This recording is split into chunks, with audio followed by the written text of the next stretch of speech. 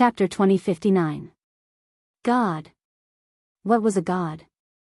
In the eyes of the primitive and ignorant natives, any existence that could use a bit of extraordinary power was a god. For example, a mage that only knew level 0 spells. Or even a modern person that knew how to make fire by rubbing. But the Burning Legion did not have such a country bumpkin. Over the past 25,000 years, the Burning Legion had seen countless civilizations in their expeditions, and they had also destroyed a planet with this number as their base number. In this vast and boundless universe, the only recognized god was the Titan. They had the most exaggerated power, able to move mountains and seas, wantonly creating life and destroying life.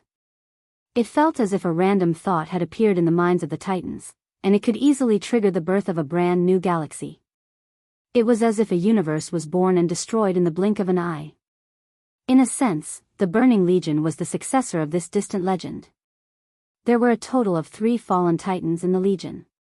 Under the fallen titans, even if it seemed chaotic, there were different levels of demons that took charge of different laws and orders. It was the same for the Pantheon Temple. They weaved different laws and orders, allowing them to interweave with each other, forming all the mountains and rivers, the sun, moon, and stars that could be seen in the mortal world. Complementing the change of seasons on the planet, the awakening of day and night, the 4 major elements that flowed and operated gave birth to new life and civilizations. Perhaps, only at this stage could one be called a god. Everything that happened around Antorus' burning throne could actually be called a miracle. After the 4 elemental lords of Azeroth obtained the elemental authority of Argus, the result of their combined might was to destroy more than half of the region by the Stygian River in a short span of a few dozen breaths. Other than the demons that were patrolling outside or had left the camp due to various reasons, the demons that stayed in the camp were unable to escape the fate of total annihilation. Those that were lucky enough to not be crushed to death by the first wave of falling meteorites were drowned by the elemental army or died in the incomparably huge Forged God Sea. Duke Hydraxis led the Hydraxian water elementals and hunted the demons in this shallow sea. Only the 1 in 10,000 lucky ones were able to rush into the sky before the waves covered the Stygian River. Even so, they were unable to avoid becoming bait for the Wind Elemental Army. They were killed by the Wind Elemental Army under Thundern's command. Duque sensed everything within 1,000 miles and heard Neptulin's apology. "Apologies, my lord. I have too little water elemental energy at my disposal. We can't break into the burning throne." Duque then cast his divine will towards the entrance of the burning throne. That incomparably majestic super gate, which was at least 50 stories tall, looked like it could not be submerged by the tide at all. Neptulin channeled water elemental energy into the throne, but the extreme heat from the throne evaporated every single drop of water that passed through the door. It was like an active volcano erupting from the bottom of the sea. A huge amount of water vapor rushed out of the water surface, and the rising water vapor column was actually 1,000 meters high. The water vapor column, which was full of dark energy, had become the new wonder of Argus. Duque comforted Neptulin. "Don't worry. You've done well." It was different from the 71% water body on Earth. Argus might not have been like this in the past. Ever since the Burning Legion took charge, the entire planet had been walking further and further down the path of no return. Even though Neptulin had found a lot of underground water with the help of Therazane the Stone Mother, the volume of underground water was less than 10% of the entire planet. Most of them were water bodies that could not be used. With too little water, the entire planet would lack cohesion, and without any external force, it would fall apart as the planet rotated on its own. If Neptulin were to attack the burning throne, the carrier of the astral soul, with so little water elemental energy, it would be difficult for him. At that moment, the Balrog Lord, Modron, came. He knelt on one knee, raised his hands, and paid tribute to Duque. It was a small pinch of fire elemental energy. It looked really, really small, especially when compared to his huge body. No one dared to underestimate this elemental energy that was only the size of a human campfire, because this tiny flame was as bright as an entire star. It was impossible for a mortal hero to look at it directly. With that brightness, one would definitely go blind if they stared at it for 2 seconds. Even though Modron had tried his best to reduce the destructive power of this fire elemental energy, it was still shocking.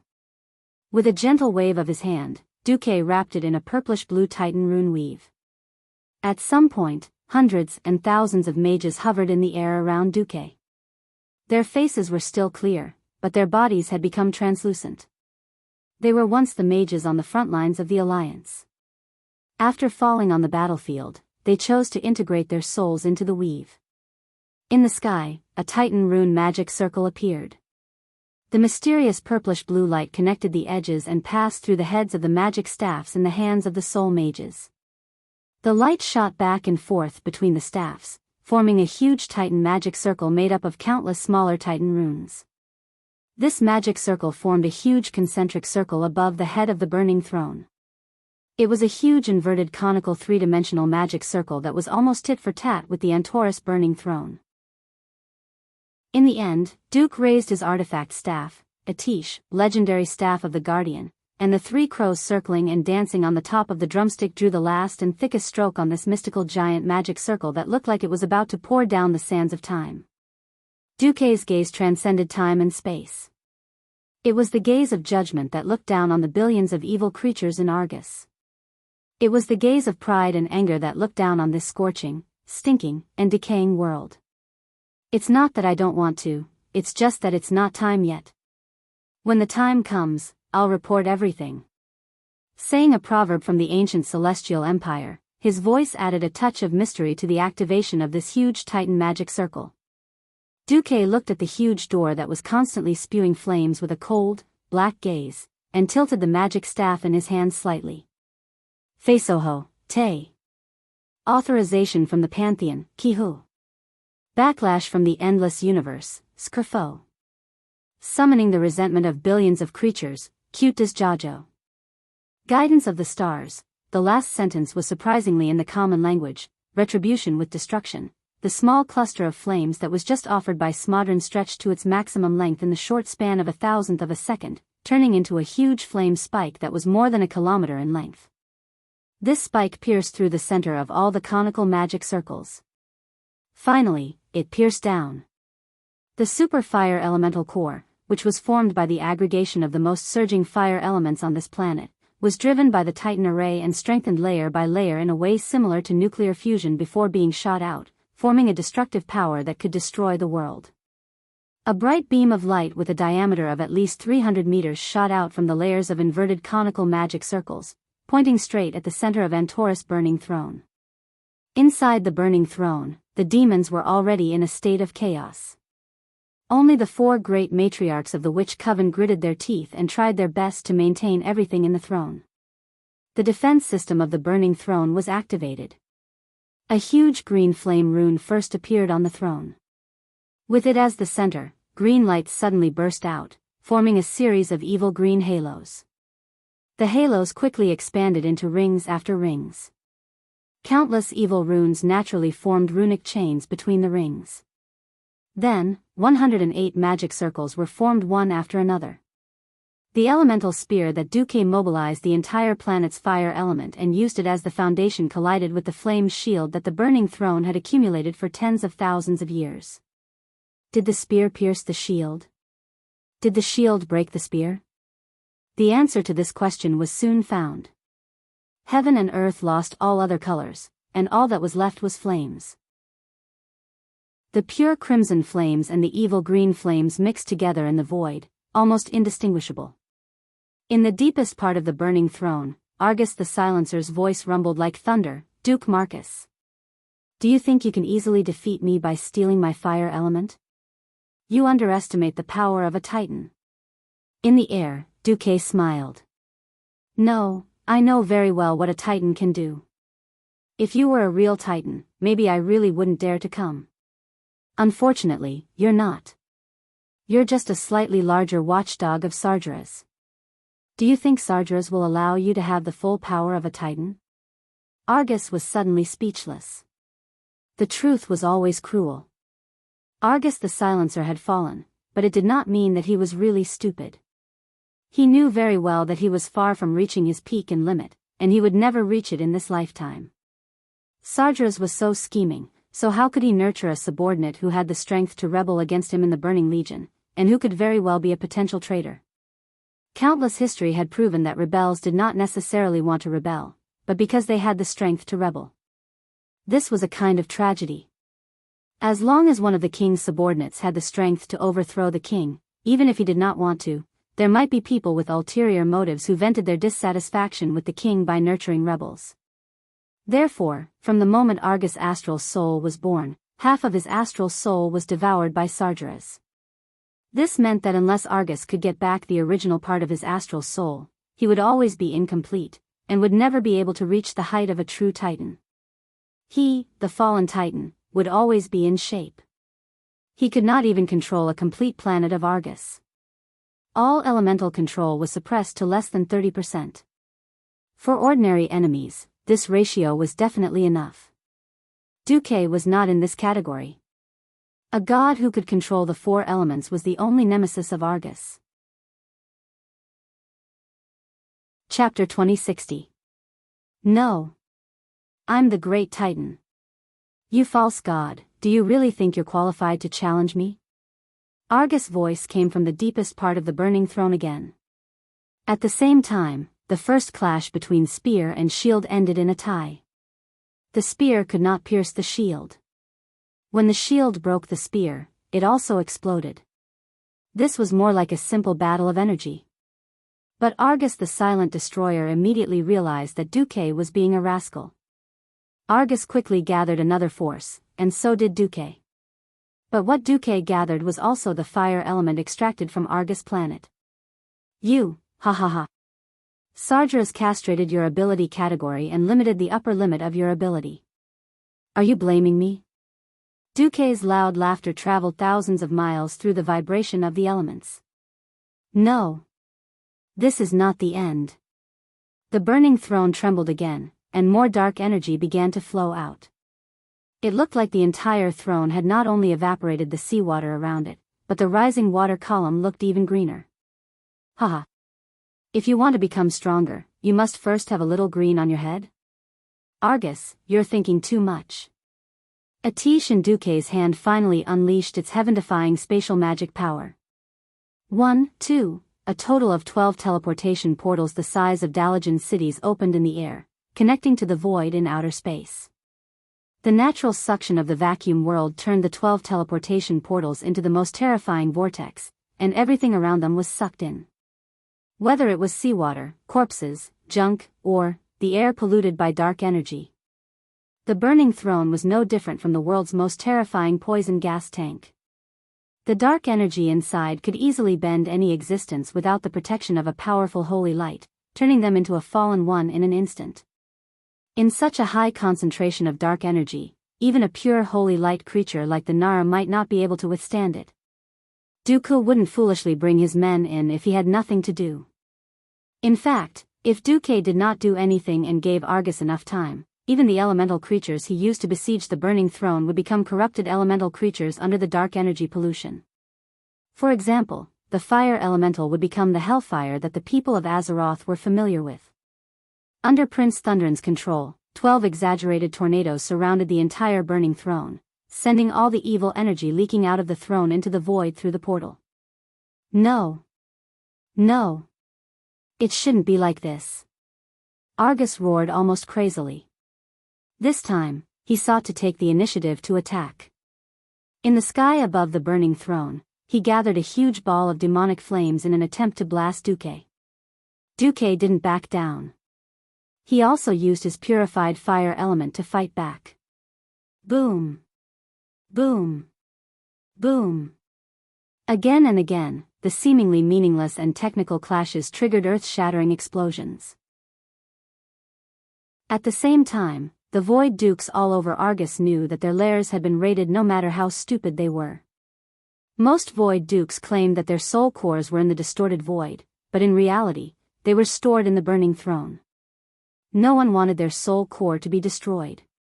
Whether it was voluntary or not, the army of billions of demons began to gather at the Yen River and joined the siege without thinking.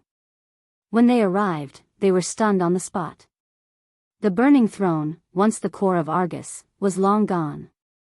The entire area by the Pyrolite River had changed beyond recognition. What barracks? What buildings? Everything was gone. In their place was a huge crater that reached into the clouds. Kaboom! The earth rumbled like waves as it surged towards the crater, piling up this brand new mountain range. Every moment, the height of the crater was rising towards the sky. Countless demons who could only walk had two choices if they wanted to rush over to the burning throne. They could either stop and become spectators, or struggle in pain in the waves of rocks like their predecessors. The demons who could fly rushed towards the sky, but the height of the crater soon exceeded 1,000 meters. As they climbed, they were attacked by countless wind elemental creatures.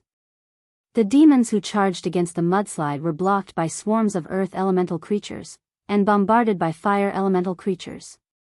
Even if they were lucky enough to pass through this terrifying compound defense line, and could cross the peak of the crater, they would still have to face the combined attacks of the guards of the four elemental lords. They also had to pass through the deep sea, the inner water elemental sea that Neptune had created by gathering all the water bodies on the planet. On the other side, the battle between Argus the Silent Destroyer and Duque was still going on. After 7 consecutive attacks, the entire sky above the burning throne was filled with chaotic elemental turbulence. But the fallen titan did not choose to come for the 8th time. Of course he could continue fighting, but it was not worth it. Sargeras' restrictions on Argus had caused him to suffer greatly. If Argus could perfectly mobilize the power of the entire planet, then Duque would not be able to do anything. Just like how planet Azeroth did not open up a promotion port for Duque, Duque would be stuck at the peak of demigod. Authority was the cruelest shackle. Never being able to exceed that fixed ratio meant that Duque could always find a loophole in Argus. Now, it was Duque who was digging out Argus' own flesh and blood to use as a weapon to attack Argus. This kind of F***-kept-up fighting method was almost enough to drive Argus crazy. But at this moment, Argus could not even contact Shaman, because Shaman was in Azeroth's resurrection mode. Duque's method of picking this time to cause trouble was a classic example of blocking a river with an iron lock, making it extremely uncomfortable for the opponent to be stuck in a difficult position. Villains who are eyeing the Burning Legion's treasures, listen up, all the treasures are here, come in and take them if you have the ability. The Silent Destroyer's thunderous scolding spread everywhere. Duque smiled in response. I will. But, have you washed your neck clean? I should be the one asking you this. If you want to enter the burning throne, you must be prepared to die. Argus could not be bothered to argue with Duque, and after this scolding, he did not speak anymore. Since the owner had opened the door to welcome the guest, Duque naturally would not stand on ceremony. Just as Duque was about to wave his hand to let Thug No. 1 Illidan attack, a huge humanoid mechanical creation climbed onto the outside of the burning throne with a rumble. Jurassic Terminator. Historically, this war robot was built at the core of Argus and was equipped with weapons that could destroy worlds. Its purpose of existence was to defeat the Holy Light Army. In this life, Duque did not even know if this was the so-called Holy Light Army. Since it was an enemy, there was nothing wrong in fighting it. Chapter 2061. The size of the Terminator robot was actually not any smaller than the gigantic Prince Thunderin who was cruising in the sky. That height was at least 20 stories tall. In order to cooperate with the Terminators, the Burning Throne activated a certain evil spell formation. He did not hesitate to expend a large amount of dark energy to forcefully push away the raging seawater, exposing the entire building outside the Burning Throne to the air once more. Beside it was a wall of water that was close to 1,000 meters tall.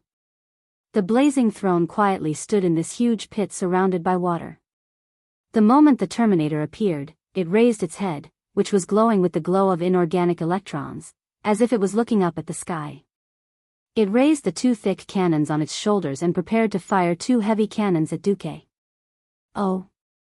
Duque snorted contemptuously. There was no need for Duque to make a move on such a big fellow. After absorbing a large amount of fire element from Argus, Modron had transformed. It had become more terrifying and huge. If it wasn't for his master, Duque, above him, with his current strength, there was nothing wrong with calling himself the king of fire elements.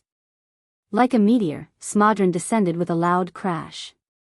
His 2 hooves landed on the back of the Terminator's armor, and his claws pressed down on the Terminator's head. The Flame Demon Lord's huge left claw seemed to be able to tear through the clouds as it clawed at the junction between the helmet and the Terminator's helmet. The Flame Demon's claw erupted with a high temperature, and sparks swept across the sky, lighting up the entire battlefield. The Terminator let out an angry electronic roar. It attempted to stand up with all its might. As it swayed its body, the 2 huge cannons on its shoulders turned their barrels towards its back. It was obvious that it was unwilling to surrender just like that. Faced with the Terminator's 2 demonic cannons aimed at him, Smodron's Flame Demon face revealed an evil smile. Unfortunately, firstly, the Terminator could not see it. Secondly, even if he could see it, his poor intelligence would not be able to understand the meaning behind Smodron's smile. Asterisk boom. Asterisk a thick green laser beam pierced into Smodron's chest. However, it was useless. Using the fire attribute to attack a Flame Lord was truly laughable. Under normal circumstances, if the Terminator's output of evil energy was high enough, he might be able to contaminate Smodron with a large amount of evil energy. Just like how water elemental creatures would turn into poison elementals if they inhaled too much venom, Smodron could also contaminate and corrupt them. Unfortunately, Duque had long been prepared for this. Golden spots of light filled with a holy aura appeared on Smodron's chest. If the Garossi Terminator had his own soul and will, he would probably scream in fright on the spot. How was this the Lord of the Flames? This was clearly the new leader of the Holy Light Flame Church. The purified fire elements were transferred from the Flame Demon's chest to his left claw in the blink of an eye. He viciously clawed at the Terminator's mechanical head. The sharp claws scraped against the hard metal skull, producing a shrill sound that could make a mortal collapse. Soon after, an ultra-high temperature of over 10,000 degrees Celsius spewed out from the tip of the claw, causing the Terminator's skull to soften in one breath. Pooh! Puff! Puff! 4 claws finally pierced into the metal skull. The new Flame Demon King displayed his amazing strength, and with a series of metallic crackles, he twisted the Terminator's head off. The Garossi Terminator was not a living creature, and having its head torn off was not enough to completely destroy it. A cold voice came out of the proud Flame Devil's mouth. Starflame burst. The fire elements that originated from Argus and had been refined to the highest purity by the Flame Demon King in the elemental domain revolved around Smodron's body and then converged into one. A new Flame Demon's hand was formed in Smodron's raised palm. But the size of this Flame Demon hammer was as big as an Alliance's flying battleship. This giant flame hammer that seemed to be able to stretch across the heavens and earth smashed into the Terminator's neck where its head was missing. There was a loud explosion like that of a nuclear explosion. If the Terminator was a living creature, this would have been an incomparably shrill scream. Within the huge metal body, countless beams of fire penetrated through the metal edges or some weak corners that outsiders could not detect. In less than 2 seconds, the Terminator exploded. The mushroom cloud-level explosion actually broke the Terminator mech into 2 pieces, and every joint on its body experienced the most violent explosion. Countless metal fragments shot out from the broken parts, sweeping everything within a kilometer. When the shockwaves of the explosion finally subsided, countless fragments slowly fell from the sky. My lord, the road ahead has been opened. Smodron's huge body knelt down on one knee towards Duque, who was in midair. Very good. Follow the plan. Smodron flapped his flame demon wings and flew back into the sky. He would continue to form a line of defense with the other 3 elemental lords, preventing any Burning Legion Void Lords from entering the Antorus Burning Throne and hindering the duel between Duque and Argus. Duque looked around. Beside him, the group of Alliance heroes had long been waiting. Supported by Queen Sylvia's wind magic, everyone was standing in the air. There was an unconcealable eagerness on their faces. Duque smiled and pointed at the burning throne that was submerged in water. Let's begin. Vashj, in her Naga form, waved one of her arms, and the magical defense around the burning throne immediately began to collapse. A shattering sound came from the elemental domain. In an instant, the burning throne that had been exposed to the air was once again covered in water. However, Vash's spell once again opened up a passage for the Alliance powerhouses to break through. A whirlpool with a diameter of 100 meters went straight to the side wall of the burning throne. There was a large hole that had been shattered by the impact of the water elements. It looked like Vash had done something unnecessary, but that was not the case. That passage just now was in the hands of the matriarch hiding in the throne. No one knew what kind of attack the Alliance heroes would encounter when they landed. Something like a passage was always the safest in the hands of one's own people. Without needing Vash's instructions, Illidan, who was the most anxious, was the first to rush down. He spread his demonic wings, and his burly body turned into a black stream of light. Behind him, more Alliance heroes skillfully manipulated the wind elements that were under their control and began to fall at high speed in coordination with the acceleration of gravity. A 1,000-meter fall was definitely more exciting than parachuting for mortals. For these heroes who had trained their bodies to the limits of the mortal world, it was not a problem. The powerful impact was completely offset by the wind elements surrounding them. When falling into the burning throne, almost every hero smashed a large pit in the ground when they landed. The violent impact was perfectly poured onto the ground by the wind elemental shield. Chapter 2062. Large cracks spread across the solid floor tiles. The sacred land of the Burning Legion that no one had dared to desecrate for 25,000 years had been turned into a mess. Oh. We're finally here.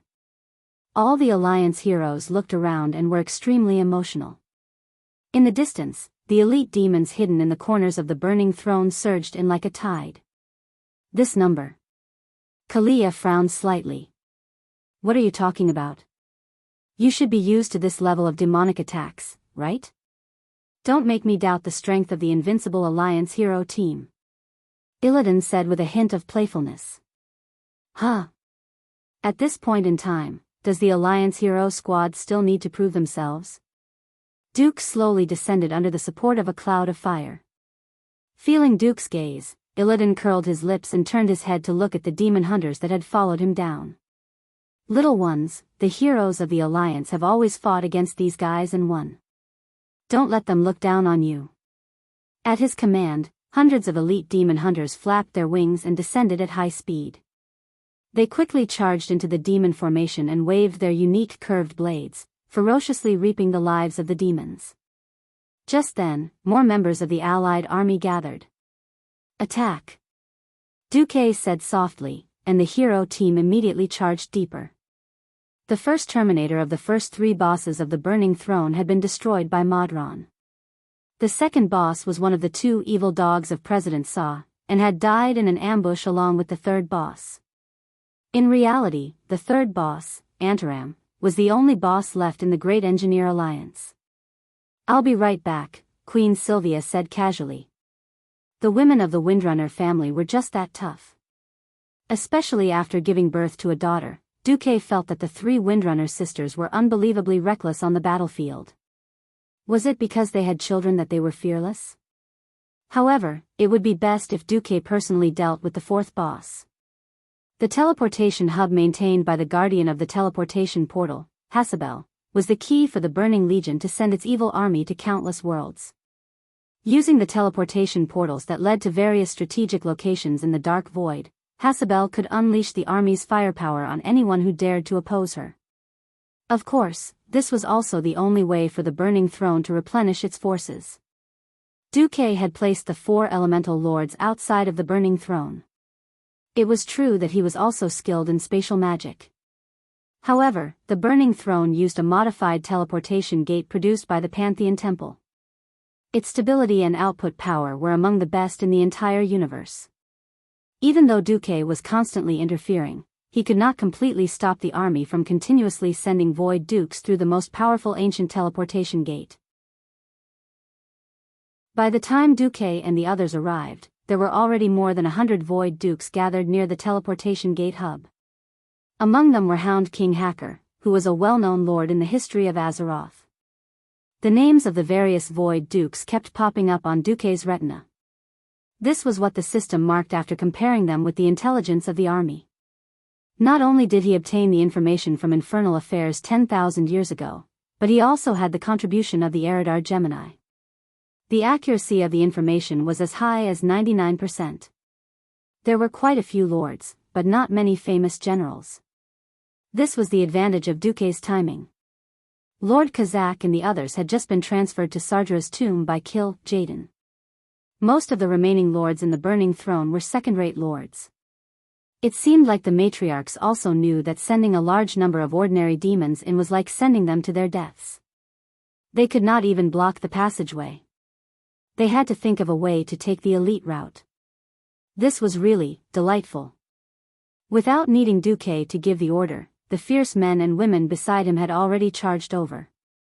The Alliance heroes had crossed countless light years and more than half the universe. They were not here to watch the show. With Illidan at the lead, the heroes cut into the demon army led by Hasable. From the first encounter, the battle seemed to have reached its climax. The small number of Alliance heroes was like a raging tide. Their attacks covered every evil demon in sight.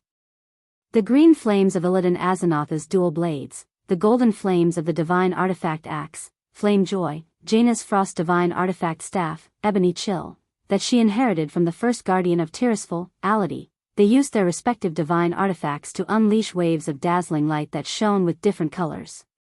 These dazzling lights formed a raging tide of energy, and the flag that symbolized the burning legion was continuously destroyed. But occasionally, as the light of the teleportation gate lit up, they would reappear. This was especially so for the high-level Void Dukes whose soul cores were stored in Argus. They launched an unyielding resistance against the Alliance heroes. One of the matriarchs had just been turned into a beehive by Tyrant and Vashj, but she still managed to hold on to 18 arrows stuck in her vitals, charging towards the two of them for a dozen meters before collapsing to the ground, opening up a temporary path for the lords behind her to charge. The deafening battle cries converged into an invisible wall, as if it could stop the advance of the Azeroth heroes. Just as Duque had predicted, the scales of victory were tilting towards the Alliance. Even if the Alliance did not close the teleportation gate hub here, the situation would inevitably slip to the worst. No matter how strong the Alliance heroes were, they could not destroy an army of hundreds of millions of demons on their own. But, before the demon army entered the Burning Throne, they could just close the teleportation gate. This is the end. Duke Marcus. You will die here, Hasable roared as he charged over. This female lord of Eridar, who was dressed in dark green armor and was covered in dark red, pounced forward. She was so ferocious that in front of Duque, she ate Elusia's full-powered flame blast.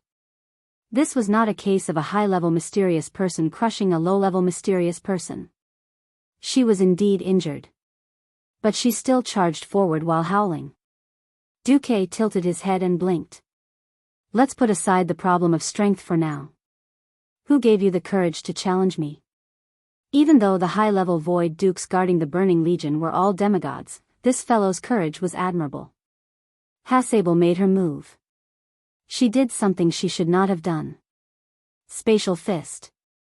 Simply put, it was like throwing one's fist into a small portal, and then opening a small portal at an angle that the enemy couldn't notice, throwing one's fist out and ruthlessly smashing the enemy's vitals. This kind of black technology-like fist technique was an unbeatable scoundrel punch to enemies who did not have spatial magic abilities. This was because the fist could come from any angle and deal a fatal blow to the enemy. Chapter 2063. A tragedy had happened. Intelligence asymmetry was a very tragic thing. The Burning Legion had placed great importance on Duque, but the Legion was too large. No matter how much Kil Jaden valued Duque, he couldn't possibly reveal all the information the Legion had gathered about Duque to the billions of demons. Apart from the Void Dukes who had gone on an expedition to Azeroth, no one would know about Duque. The Legion couldn't possibly put up posters of Duque's name all over Argus and the twisting nether for a mere native demigod, could they? That wouldn't be sharing information, but showing weakness. As a result, the defenders of Argus didn't know much about Duque. Hazabel's life was at stake. She felt her arm go numb as she passed through the portal, as if her hand had become an ice sculpture. Just like that, all the sensations in her arm were taken away. In that instant, it was as if a weak blade of grass had been crushed by a sudden storm. "W.H." Hazelbell cried out in shock. An overwhelming power was emanating from the tiny human in front of him.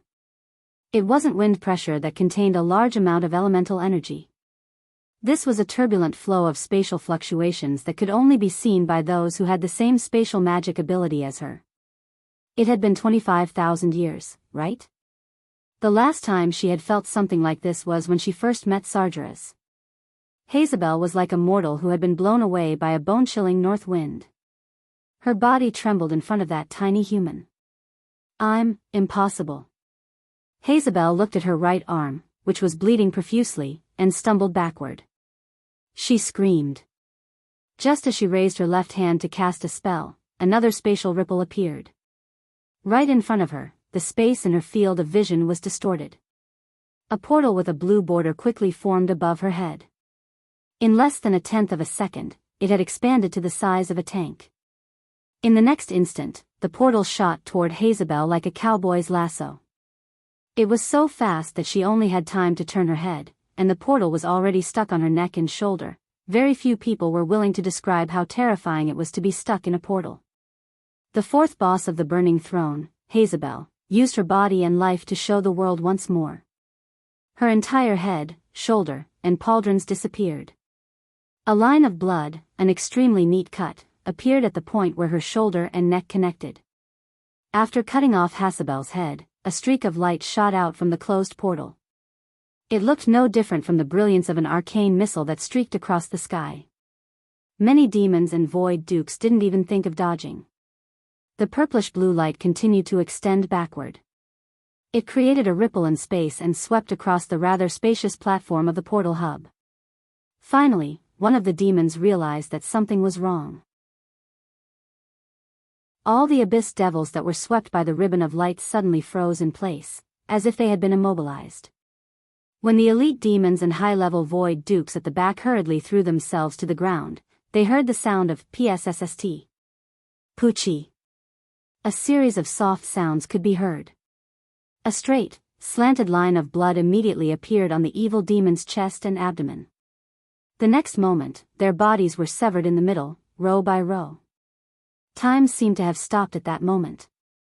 The remaining evil demons all had shocked expressions on their faces. They all screamed in unison, "Impossible!" in the sky full of blue-black blood mist.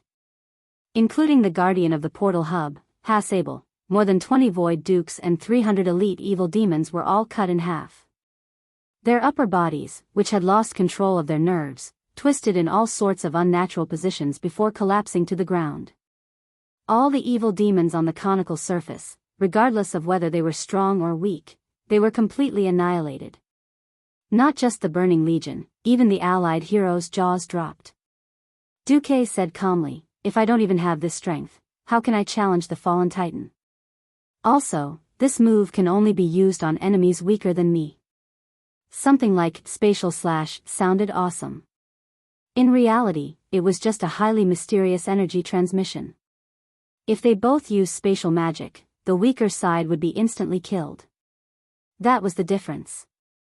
While Duque wiped out the evil demons and attracted the attention of all the void dukes, Jaina chanted an incantation. The powerful arcane elemental energy converged into one massive arcane bomb after another. These arcane energy evolved from the Titan runes exploded on the teleportation portals, causing an exaggerated energy shock and instantly destroying more than half of the teleportation portals. The teleportation portals that were connected to the distorted void were immediately detonated. The wild energy turbulence caused the area the size of several football fields to groan in the wild elemental waves. Without the spatial barrier, the other elements that had accumulated on the top of the burning throne could finally spread deeper into the throne without any hindrance. The ornate Irida-style pillars and the corridors full of murals and sculptures started to collapse. The originally sturdy floor tiles that even a Lord of the Abyss wouldn't break when stepping on them were swept up by the explosions like waves in the sea. This kind of damage was even more terrifying than a magnitude 12 earthquake. Half of the burning throne was turned into a mess. Strangely, the Alliance heroes were unscathed. All the dissipating energy and flying bricks were blocked by a vast spatial curtain wall. When ordinary energy collided with it, it would only cause a ripple-like fluctuation and disappear without a trace after a few moments. Of course, the evil demons and void dukes that were protected by the curtain wall were only delayed to death for a minute or two. Facing a group of Alliance heroes that were fully equipped with divine artifacts, vicious, oh no, rich enough to blind a dog's eyes, these lords that were forcefully dragged here could not put up much resistance. Illidan cut these guys down like chopping vegetables. Vashti shot them down like she was practicing archery in a shooting range. The huge teleportation portal hub was completely silent in less than 5 minutes. The Alliance army stopped advancing. Duque pressed one hand on the largest teleportation portal in the teleportation hub and smiled. "Come out. My allies." The portal that was 20 stories tall was no longer shrouded in the green glow of dark energy. Instead, it was glowing in azure light. When the teleportation portal opened, everyone first felt the unique holy aura on the other side and saw an old acquaintance. Chapter 2064. The observer, Orgaron, did not participate in the attack after he landed on planet Argus. Instead, he used the portal to go to a hidden Pantheon stronghold nearby. There, he gathered a powerful army. The cautious Amon Thul did not directly send out his direct troops. Instead, he activated a secret factory similar to Odal from a planet that had not been completely destroyed by the Burning Legion. There, he produced a large batch of Titan creations and let Orgaron lead them to the Burning Throne. The premise was that Duque's attack was successful. Duque glanced at the 10-story tall giants behind Orgaron. They looked about the same as Torim and the other protectors. In reality, Amon Thul and the others were still holding back. These newly created Titan creations were not at the level of the protectors. At most, they were close to the level of Alkavon's 4 protectors. Of course, just in case, this was enough. "I'll leave the safety of this place to you." Duque ordered Orgaron like he was ordering his subordinates. Orgaron, who had once held the power to decide the fate of Azeroth, was now like a grandson. Not only was Duque polite, even if Duque spoke ill of him, he had to endure it. Moreover, Duque did not treat him badly. "In the name of the Observer, I swear to defend this place with my life. Until victory." Of course, he did not finish his sentence. If things went south, Amon Thul had given him a secret order to bring Duque away safely. The gigantic protectors came out in a line. Not only did they quickly occupy the teleportation hub, they even headed to the upper levels of the Burning Throne. They wanted to ensure that the elemental army outside could provide support when necessary. Duque nodded. He then saw Queen Sylvanas return. In reality, it was not Queen Sylvanas who took action this time. She was there to hold the line for her eldest and third sisters. A mere great engineer of the Parliament was not worth her personal attention. Duque opened the second portal. "Oh, old friend. You really succeeded? I'm so happy." The one who appeared at the portal was his old friend, the great gnome craftsman Jurban. With a call, a group of Alliance heroes quickly drove the similarly large Gundam robot over. However, most of the drivers were gnomes. Most of the infantrymen here were paladins of the Silver Hand Knights and priests of the Church of Holy Light. "Time is of the essence. Sir Willan will lead the way for you." Duque nodded at Willan and looked at the leader of the Blood Elf Paladins, Riadaline. With a straight face, Riadaline slapped her golden shield and said, "In the name of the Guardian of Truth." The Titan Guardians Tyr and Azardas forged this shield after the fall of their companion Lorcan. They handed over the Guardian of Truth to a Vrykul warrior and thus exposed Loken's plot. Tyr and his companions later succeeded in stealing the Norganon disc, and the Vrykul warriors covered their retreat, delaying many of Loken's servants. Exasperated, Loken sent out terrifying monsters to pursue Tyr's party, causing Tyr to die in battle. Later, this Vrykul warrior moved to the storm fjord of the Broken Islands, and this shield was finally buried in the Path of Kings. After the Pantheon and the Alliance formed an alliance, the whereabouts of this shield was also revealed. Now, there were at least 4 digits of paladins in the alliance holding the Guardian of Truth, and the one in Riadeline's hand was the original. The reason Duke had sent Jurban here was to steal the black technology. The Burning Legion made the people of Azeroth unhappy, and taking the technology of the Legion was not stealing. Yes, it was stealing. There was nothing wrong with it. The cooperation between the Alliance and the Pantheon was not like asking a tiger for its skin, and Duque was not afraid of Amon Thul being immoral. Cooperation was one thing, and how much technology the Pantheon was willing to give to the people of Azeroth was another. Thinking 3 steps before taking 1 step was the basic quality of a leader. Duque could already see the future. If they really won this battle, Azeroth would also have to develop itself, right? If he did not come to Argus to get some money, he would be letting himself down. What if the entire planet suddenly exploded after defeating Argus the Nirvanic? That would really feel like he was working for the Pantheon for free. Taking advantage of the good momentum of the Alliance's attack, Duque had long since ordered Willan to take Jurban to the various core areas of the Burning Throne to plunder technology, intelligence, and valuable equipment. Originally, it would have been better if the Eridar Gemini, the spy, led the team. In the end, Duque did not take the gamble. It was not rare for a demon to betray him again. After squeezing out all the intelligence from the Gemini, Duque put them to rest. At the same time, on the broken Isles of Azeroth, on the huge battlefield surrounding the tomb of Sargeras, the Alliance was at a huge disadvantage. As a sinister and cunning person, Jaden still had some tricks up his sleeve. One of them was that with Sargeras' revival, the invasion of the origin of planet Azeroth also began to strengthen. What followed was the opening of more teleportation portals. In the ancient war 10,000 years ago, by absorbing the energy of this planet and using the Well of Eternity as a response, Sargeras had almost completed the teleportation portal that could allow a miniature titan to pass through. If not for the fact that the one responsible for opening the portal was a spy with the surname Du, perhaps the people of Azeroth would have tragically typed GG.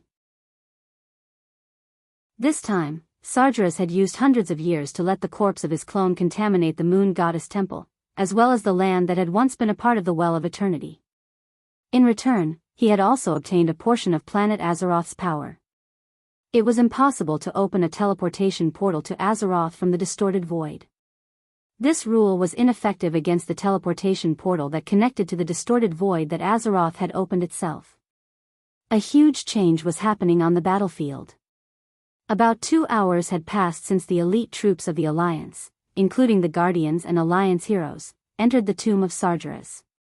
The number of demons that appeared on the battlefield suddenly increased exponentially. At first, dozens of teleportation portals that emitted an ominous green light opened, followed by hundreds, thousands. Although this number stopped at around 3,000, the demons that came out of the teleportation portals became more and more berserk. At first, some of the teleportation portals were so small that only imps could pass through, but most of them could pass through the Hellhounds, and then the demon guards. The Alliance's 460mm holy light cannons might be able to send over 100 demon guards to the afterlife, but at the same time, there might be 200 demons that came in. Looking at the battlefield from afar, this battle seemed to have reached its climax. Even the Guardian Dragon, who was overlooking this scene from the void battlefield, was worried. Duque. Isra murmured. Chapter 2065. On the battlefield on planet Azeroth, the disadvantage of the Alliance army was obvious. With the main force of the Alliance army on the main battlefield, they were still unable to stop the demon army from charging into this world, let alone the other battlefronts. When Jaden no longer held back, the number of army battleships that charged into the atmosphere increased by 10 times. If that was all, then these battleships were just bait for the 2 sky fortresses. The crux of the matter was that the Burning Legion had made a move that resembled the ruthlessness of a galactic war. They had found a galactic fortress. This was a fortress obtained from an unknown civilization that had been annihilated. Originally, it would not have been used. However, the resilience of planet Azeroth made the army suffer. The MO.ARG craftsmen added a space-folding engine to this fortress, and after spending so much time, they finally dragged it to Azeroth. Fortress versus Fortress. Although this Demon King fortress was not as big as Iseron Fortress, the key was that the army had a strong fulcrum.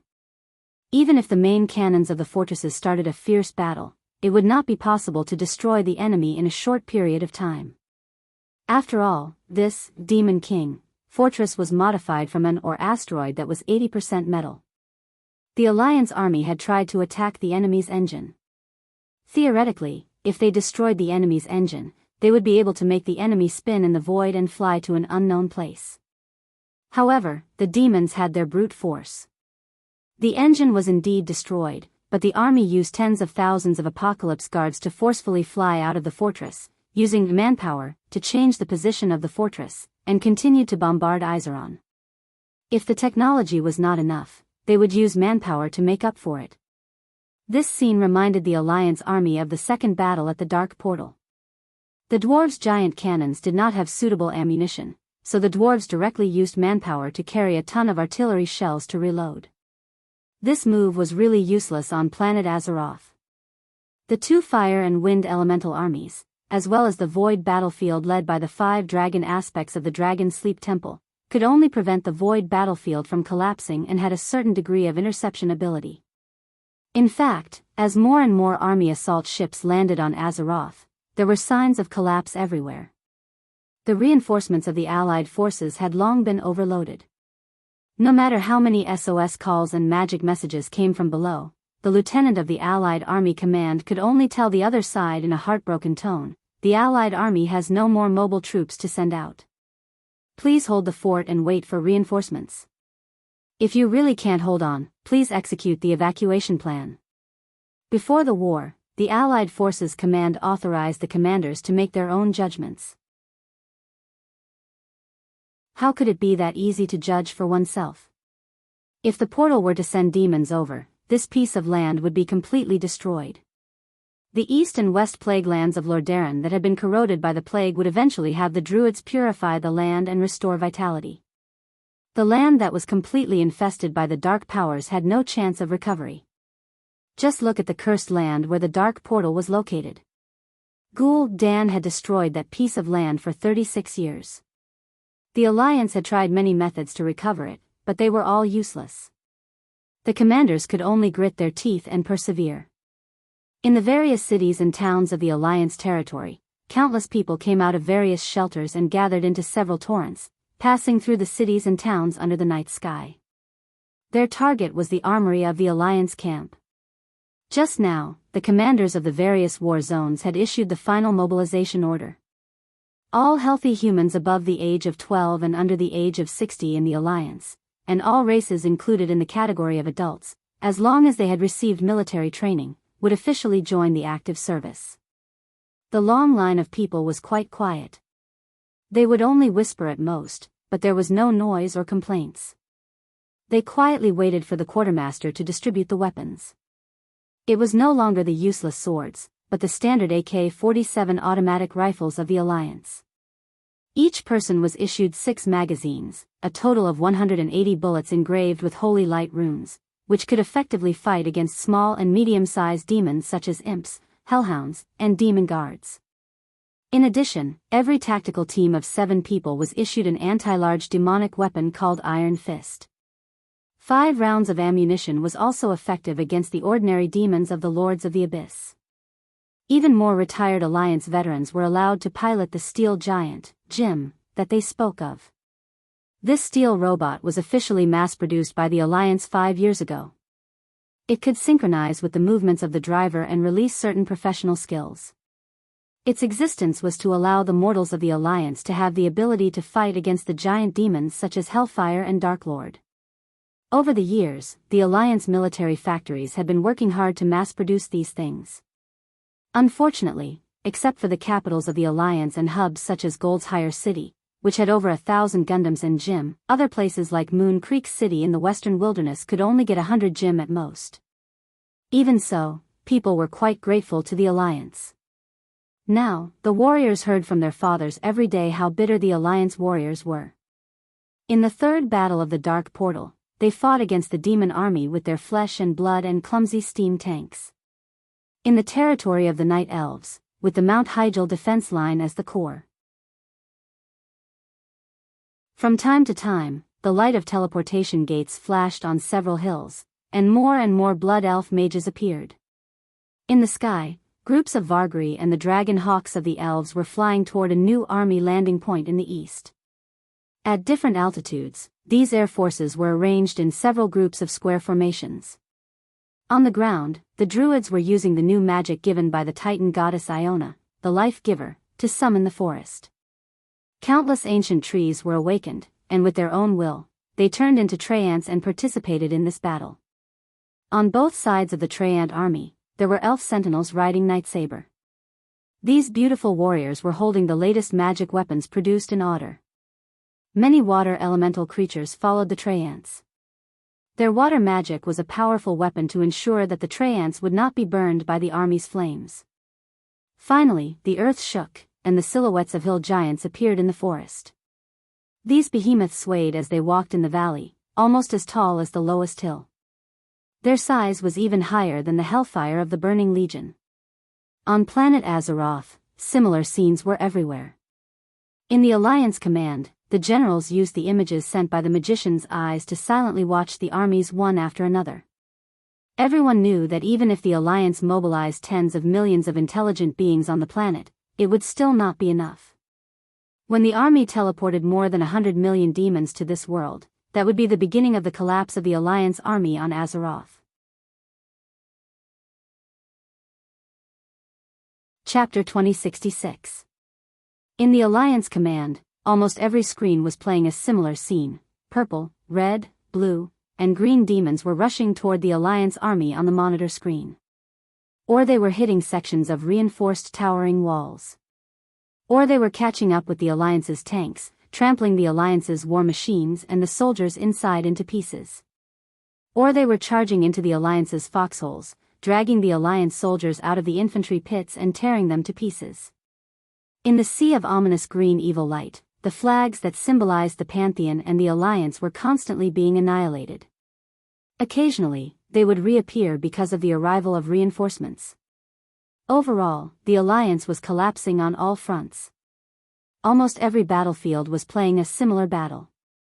If the Alliance army had enough firepower, they could destroy the main force of the demons before the Burning Legion opened 100 medium-sized teleportation portals.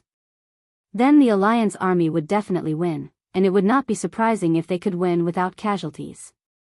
On the other hand, once the Alliance army arrived too late, then when the number of demons exceeded 100,000, the situation would become out of control. Often, it was necessary to mobilize 2 mobile fleets to support the demons in order to extinguish the ever-increasing demon army.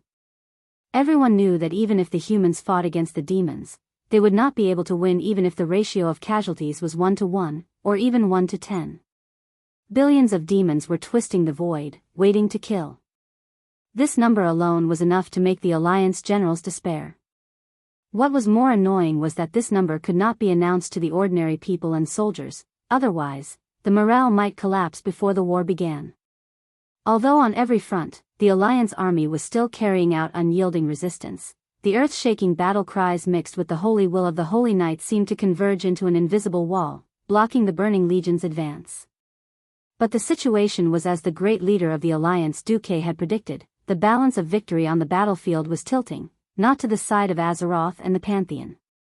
Instead, the situation was inevitably slipping into the worst possible situation. They were faced with an army of demons that could not be killed and could be resurrected again. No matter how powerful the defense line was, it would still gradually become precarious under this rogue offensive.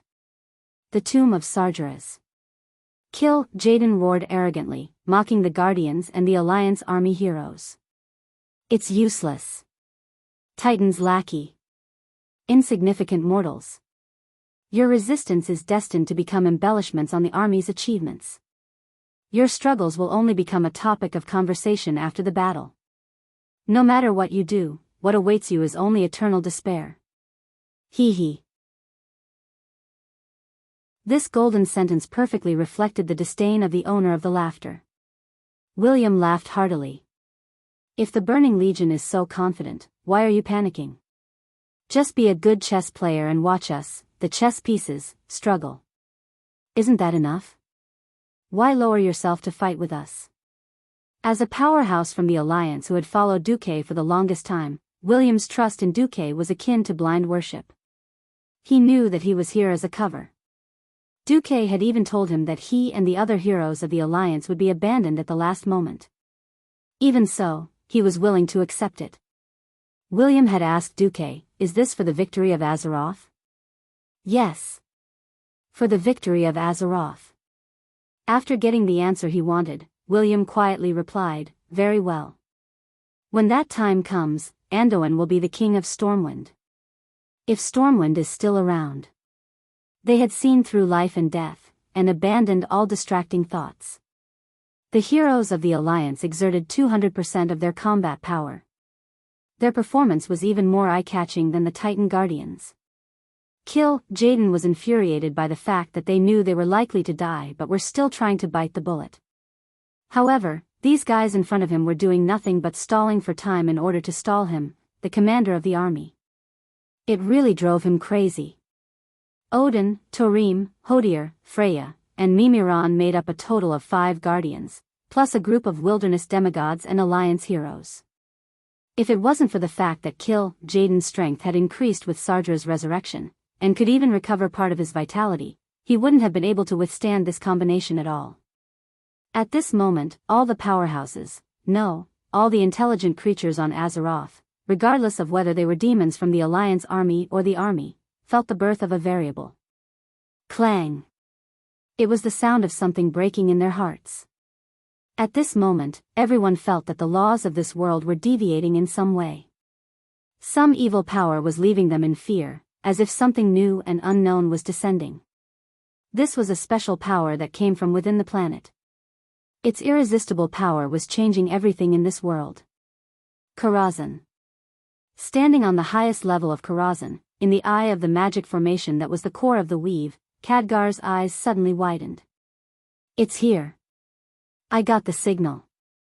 Master has succeeded. All Weave elemental messengers and Weave soul mages, act according to plan." Weave, this was the communication system of the entire Alliance army. It carried the spellcasting needs of millions of mages. It was the core of the entire Azeroth Alliance army. This time, it displayed another effect, space blockade. On the planet, all the powerhouses felt their hearts skip a beat. A circle of ripples spread from the depths of the sea with the broken islands as the center and spread in all directions. At this moment, all the Eridar mages on the entire planet who were dealing with the teleportation gate had their connections with the Twisted Nether and Argus forcefully cut off. At the hundreds of landing points on the entire planet, every Void Lord widened their eyes in horror. From this moment onwards, all the magic communication channels were no longer receiving any response.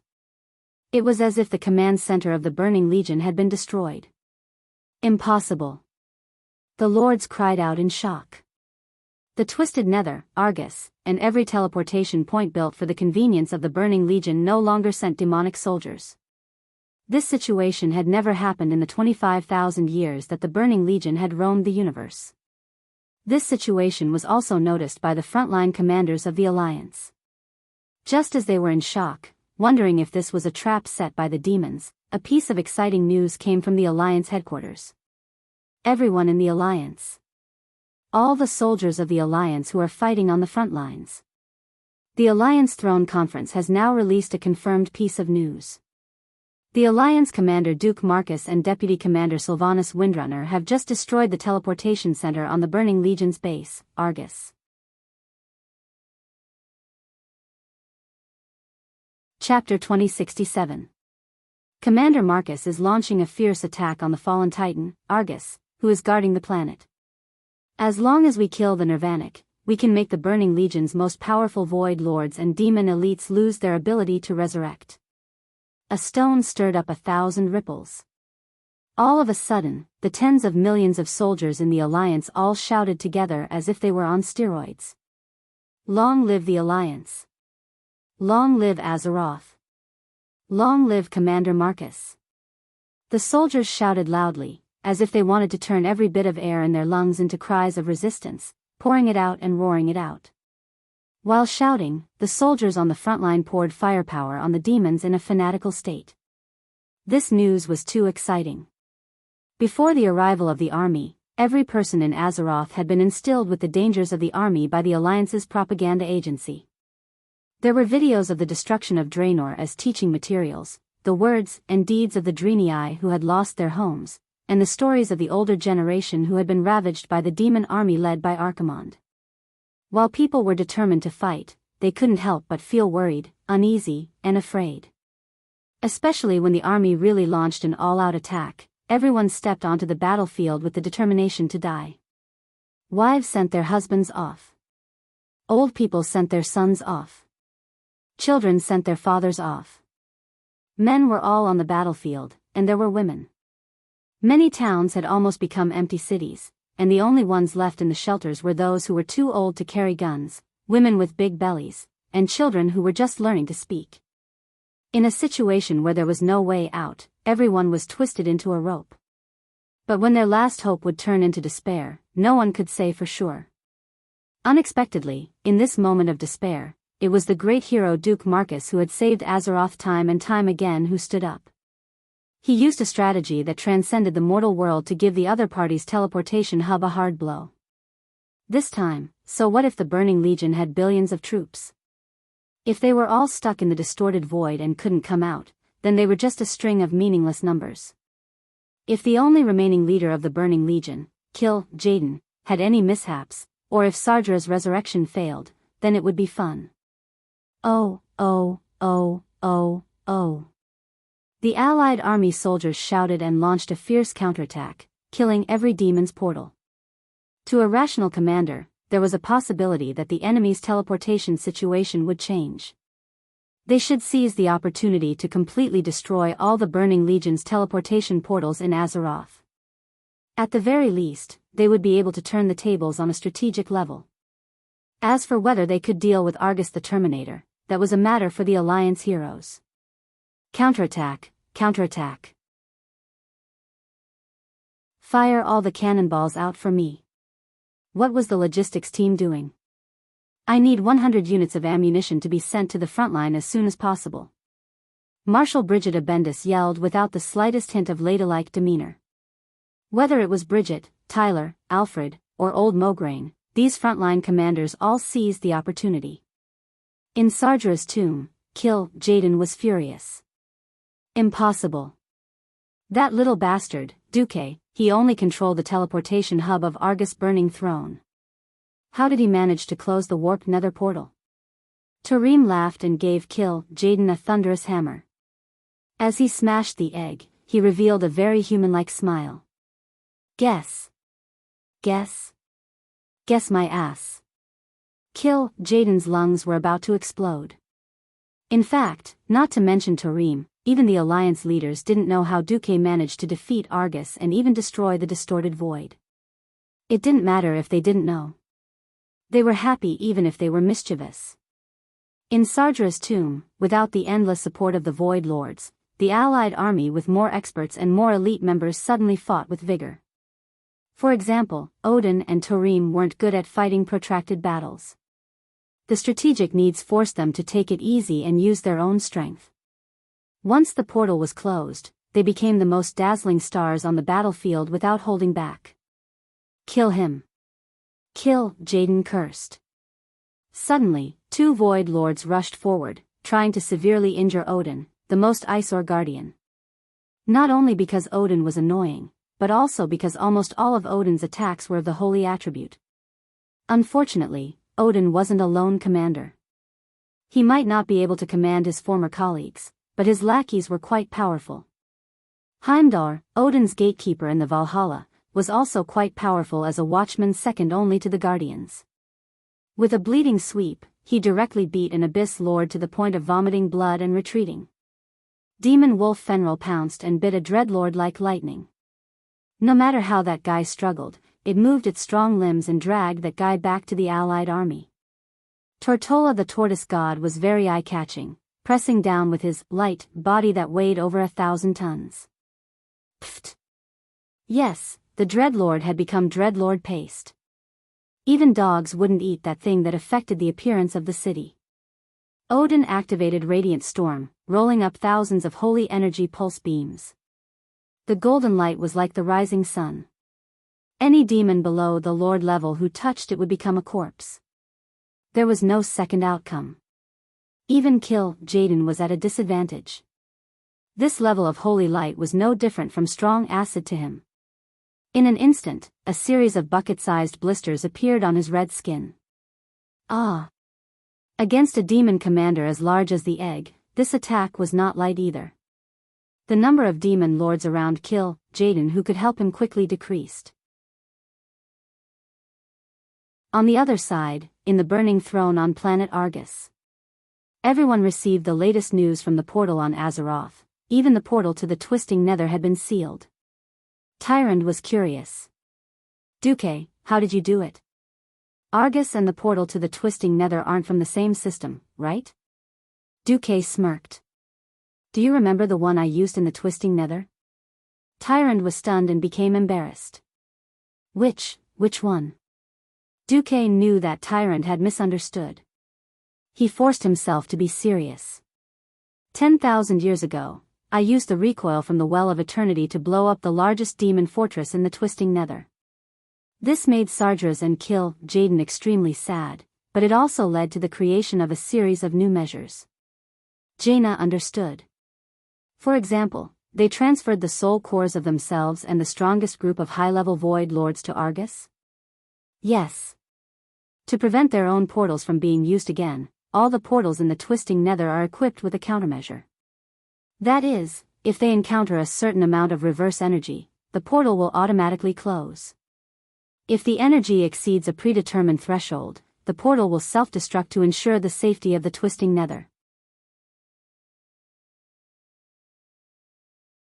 Chapter 2068. Everyone suddenly understood. Jaina's face was full of surprise and admiration. You deliberately used excessive elements to blast those portals just to cause an overreaction in the twisted nether? A proud smile appeared on Duque's face. Yes. According to the intelligence of the Eridar twins, once the portal triggers a high-energy countercurrent alarm, the portal will automatically close and will not be able to open for the next 24 hours. If it is blown up, it will not be able to open again for 72 hours. Even the 4 matriarchs of the Destruction Witch Guild cannot change this situation. Unless Kill Jaden comes. Just now, Du blew up all the portals leading to the Twisted Nether, which naturally triggered the highest level of alarm in the Twisted Nether. Duque couldn't stop smirking.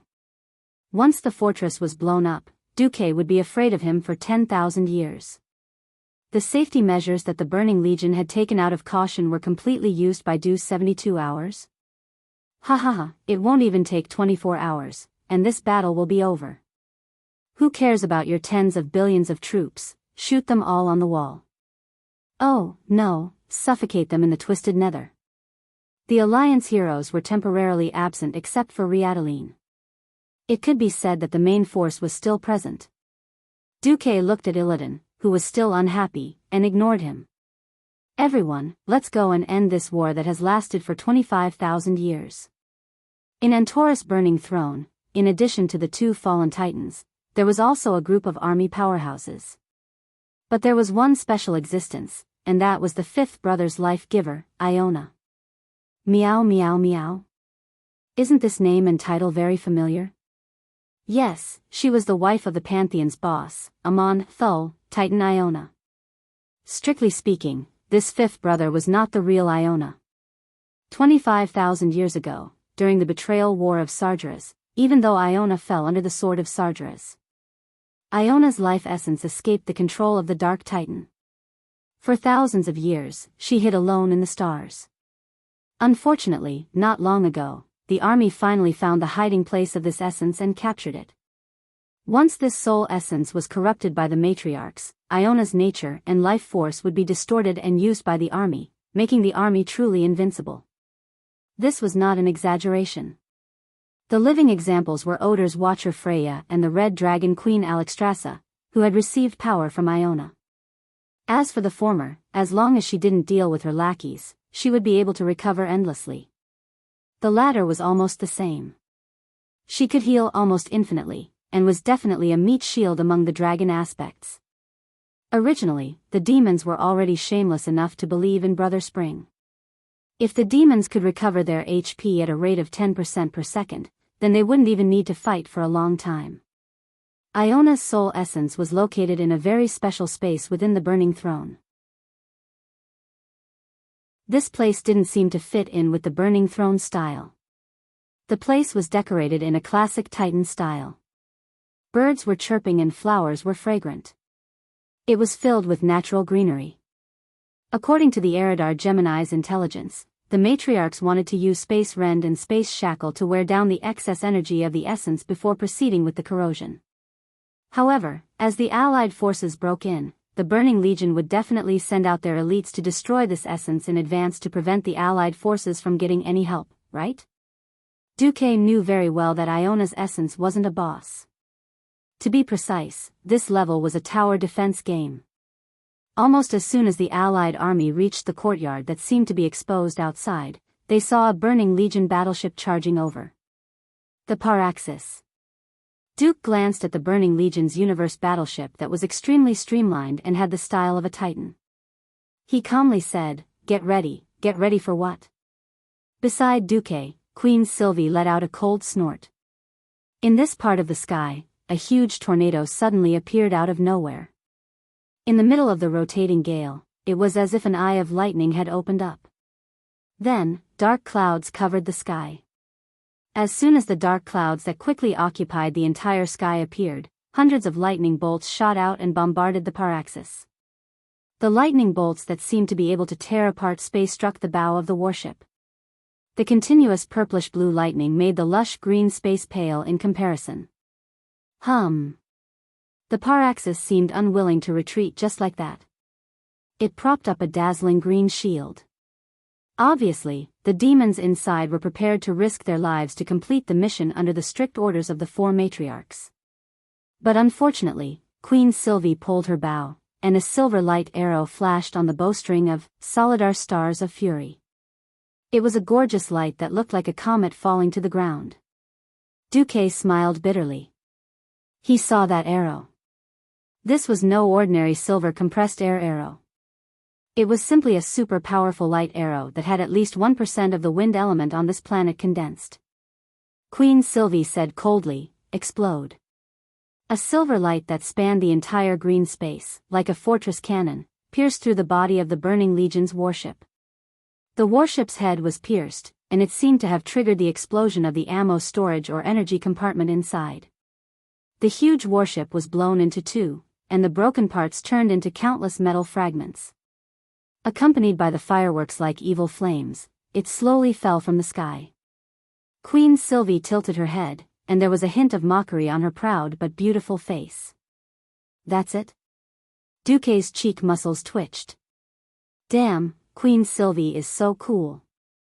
I really ked this long-legged elf girl countless times, and she even gave birth to a baby for me? It feels a little unreal. After releasing Iona's essence, a certain Titan hiding in the Pantheon was the first to receive the news. Outside the essence was a lush green tree, and at this moment, the tree suddenly grew tender leaves. Countless small green leaves formed the upper half of Iona's body. Thank you, Duke Marcus. I didn't expect your plan to go so smoothly. You're welcome. You flatter me. Duque remained humble. Can I trouble you to open a portal and send my essence to the following coordinates? If I get this essence back now, I can provide support to the coalition army on the battlefields of Argus and Azeroth at the same time. Oh, that's good.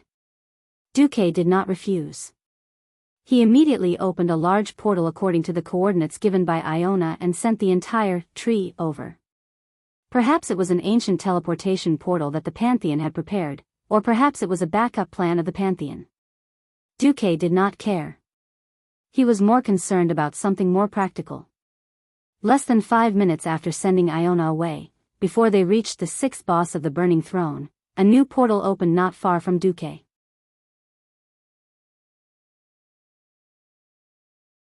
Chapter 2069. Amon Thul's voice then came. Thank you, loyal ally of the Pantheon. From now on, as long as you keep the portal from this spatial node open, Iona will be able to give the Alliance members the strongest life recovery ability. Even if they only have one breath left, they will be alive and kicking in the next moment. Duque sensed it and found that the other end of the portal was not where the Pantheon was. It was more like a relay station, or like the wall-crawling program that he saw on Twitter and YouTube before he transmigrated. It could transmit life recovery natural energy over without being discovered by the Burning Legion. The big boss of the Pantheon was really ruthless and silent. He said he would give Brother Chun blessings, and he did so just like that. Almost at the same time, the entire planet Azeroth felt that the Pantheon was a great fortress. If it was said that the large number of Titan creations joining the Allied army and the large distribution of god equipment made the Alliance feel that the Pantheon Temple was only at this level, then the following scene made them feel that the Titans of the Pantheon Temple were truly like gods. Suddenly, an emerald-green natural energy hovered over the thousands of battlefields in Azeroth. Whenever any of the Alliance soldiers was injured on the battlefield, even if it was a fatal injury from being cut in half by a demon, a ball of green energy would instantly descend. Kacha! The injured body was completely wrapped in a green stream of light, and the body that was split into two pieces was mixed back together like glue. In the next second, a living dead stood on the spot in a daze. His broken armor told him that the fatal injury he had suffered was not a dream. The demon opposite him was dumbfounded. Unwilling to give up, the demon clawed again. Slap! This time, the miserable Alliance soldier was torn from the left shoulder to the right abdomen. He died again. However, with Iona's god-level healing energy, it was really difficult to die even if he wanted to. With a whoosh, the Alliance soldier was resurrected again. He yelled as he picked up his weapon and fired at the demon. Impossible. This time, it was the demons who felt like they were going to collapse. Originally, having their reinforcements cut off was enough to make them panic. If they were to encounter the tens of millions of Allied troops who all believed in Brother Spring, how could they fight properly? Although the demons of the Burning Legion soon realized that they could still kill the feeble foes by blowing up the heads of the Allied army's soldiers, how was it 10 times more difficult to inflict fatal wounds everywhere compared to having to blow up their heads? The Alliance command quickly announced that Duque had saved a ball of essence from the Pantheon Titan Iona. Iona had decided to use the power of this ball of essence to grant everyone a super strong recovery ability. Time is very limited. Everyone, please seize the opportunity and annihilate the demons in one fell swoop. Other than Mimran's mechanical army, Odin's soul warrior Wageri, and Uther's scourge army, Iona's essence would be effective on any living being. The Allied soldiers became even more unscrupulous after being pumped up. In the Burning Throne, with Queen Sylvanas leading the way, Duque felt that his harem was a little restless. Jaina stood up. Duque, you've given me greater authority over the weave. I can control a lot of Argus frost elements. Now, I have Iona's power to support me. According to the information provided by the Eridar twins, why don't you give the sixth to me? Tyrande also stood up. In that case, why don't you give the seventh to me? The sixth was the soul hunter Imenel. As the infamous lackey of the Burning Legion, Imenel could chase down his prey across the universe. With the help of various devices and traps, Imenel had never missed a bounty. And of course, he did not intend to ruin his perfect record because of this recent business deal. The seventh was Kingaro's. The design ideas of all the army's war machines came from Kingaro's evil mind. Obsessed with making tools of slaughter, Kingaro's fused his body with the production equipment in order to produce more efficient machines of destruction. Following the orders of the army's Dark Master, Kingaro's hot genius brain came up with new superweapons one after another. For example, the Fell Reaver and the Fell Cannons were all his handiwork. In all fairness, the sixth and seventh were not too strong. Duque was completely speechless. He did not know when it started, but his harem seemed to have one more standard. There were too many girls with long breasts and perky butts. Want to join Marcus' harem? First of all, you have to be able to fight. What standard? You have to at least be qualified to join the Alliance of Heroes. This almost public standard wiped out 99% of the world's moaning monsters. Otherwise, Duque would not be able to deal with tens of thousands of moaning monsters with just one divine sword. Raising the standard of entry into the harem was a good thing.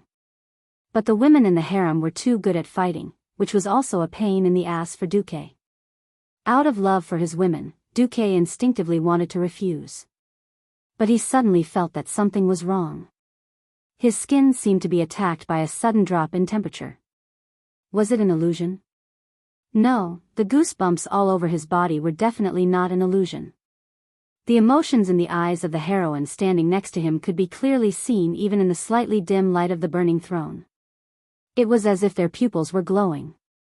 When he met their gazes, Duke heard countless illusory voices. Let me have a good time. Didn't you always say that this is the last chance? It's the last chance. Maybe we can only carry children every day in the future. Just think of it as our last willfulness. Duque focused and looked. They were still smiling like flowers, firmly supporting his lovers. But when he was stunned, he felt like he was hearing things. Kill them. This old lady's Biyao is already thirsting for blood. Get some achievements, and when I'm bored in the future, I can brag about it for the rest of my life. The women in the harem had an unusually sweet smile on their faces. Anyone could feel the murderous intent behind the smile. The intense emotions that made people mistakenly think that space was distorted were simply a terrifying vortex, raging endlessly. Even Illidan, an outsider, shivered and unconsciously stood a few steps away. Duque grimaced, "Oh my God. It seems that if I don't let them out this time, they will hate me for the rest of my life." Sigh. If I had known earlier, I would have been at ease with a bunch of vase girls at home. This is great. Anyway, with Brother Chun's blessing, nothing should go wrong. Duke was full of righteousness, with his head held high and chest out to show that he was not afraid of his wife. Yes. Time is of the essence. Sardras might revive in the next second. I announce in the name of the Commander-in-Chief of the Argus Coalition Army, Illidan to deal with Agrima the Avenger. Sylvanas and Vasht will deal with Argus the Terminator with me. As for the 6th, 7th, 8th, and 9th targets of the Burning Throne, I'll leave them to you. Tyrant, you distribute the forces.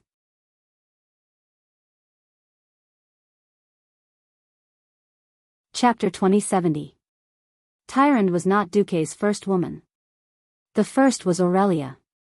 But Tyrant was the most long-lasting.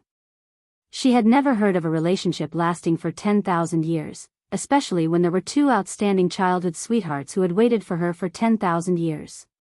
Her sincerity alone was worthy of all women's respect. Even the proud Queen Sylvanas acknowledged that Tyrant was the big sister.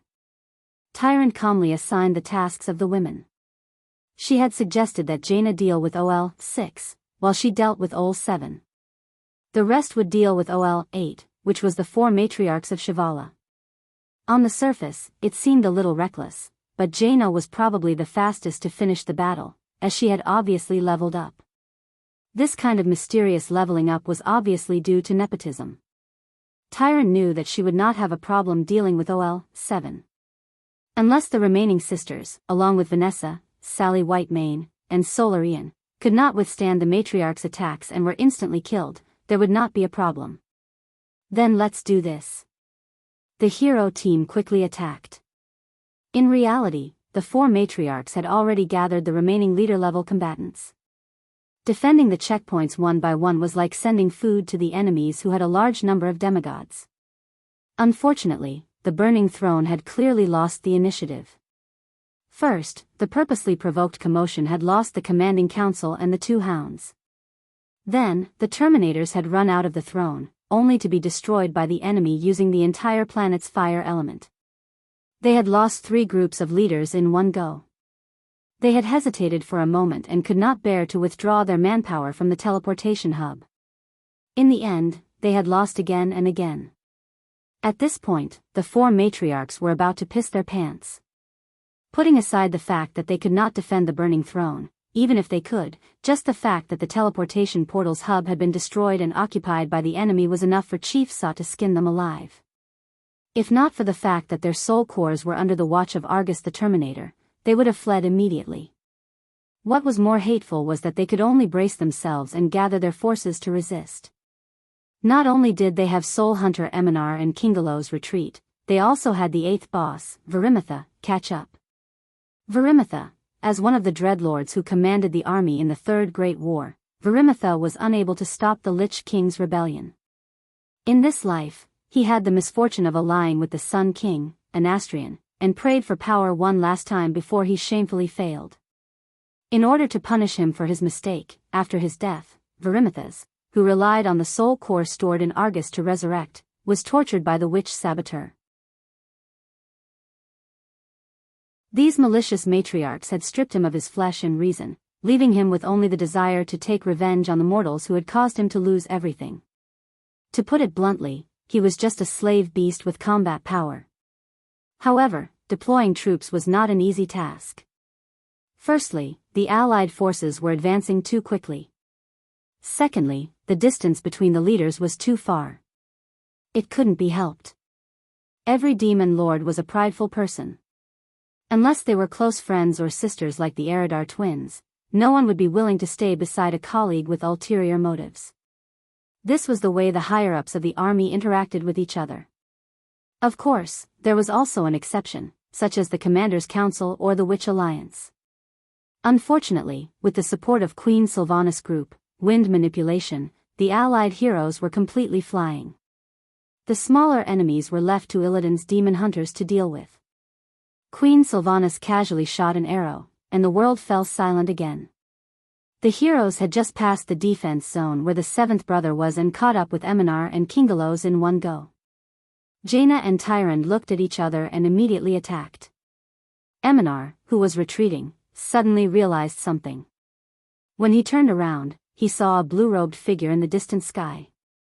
There was a flash of light, and a dazzling beam of light shot from that direction, shining directly on him.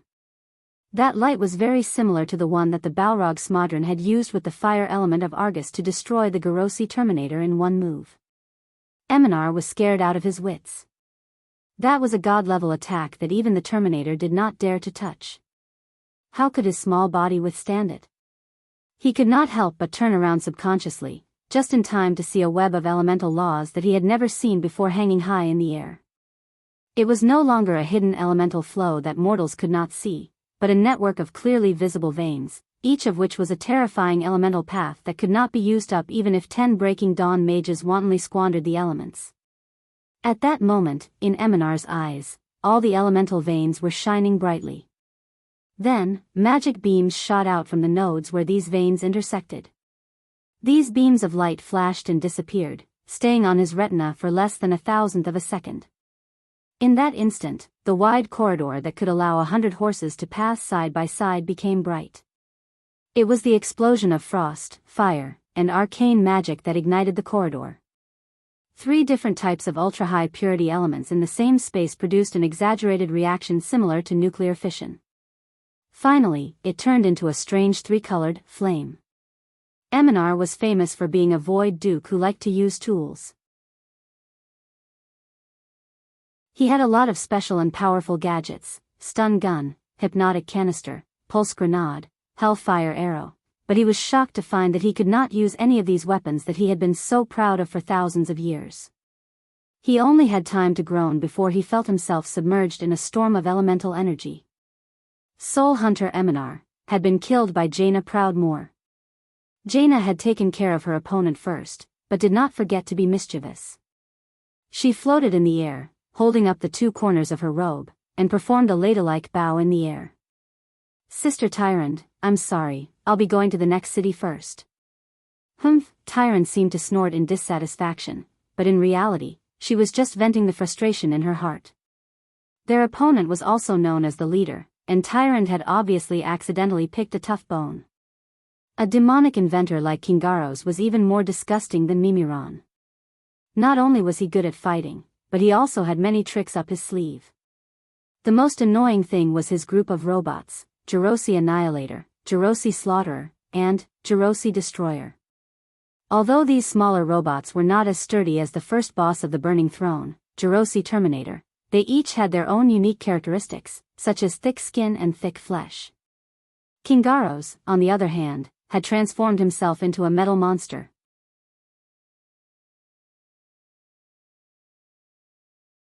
Chapter 2071. The Annihilator's flame missiles, the Slayer's burst attacks, the Destroyer's void energy blast.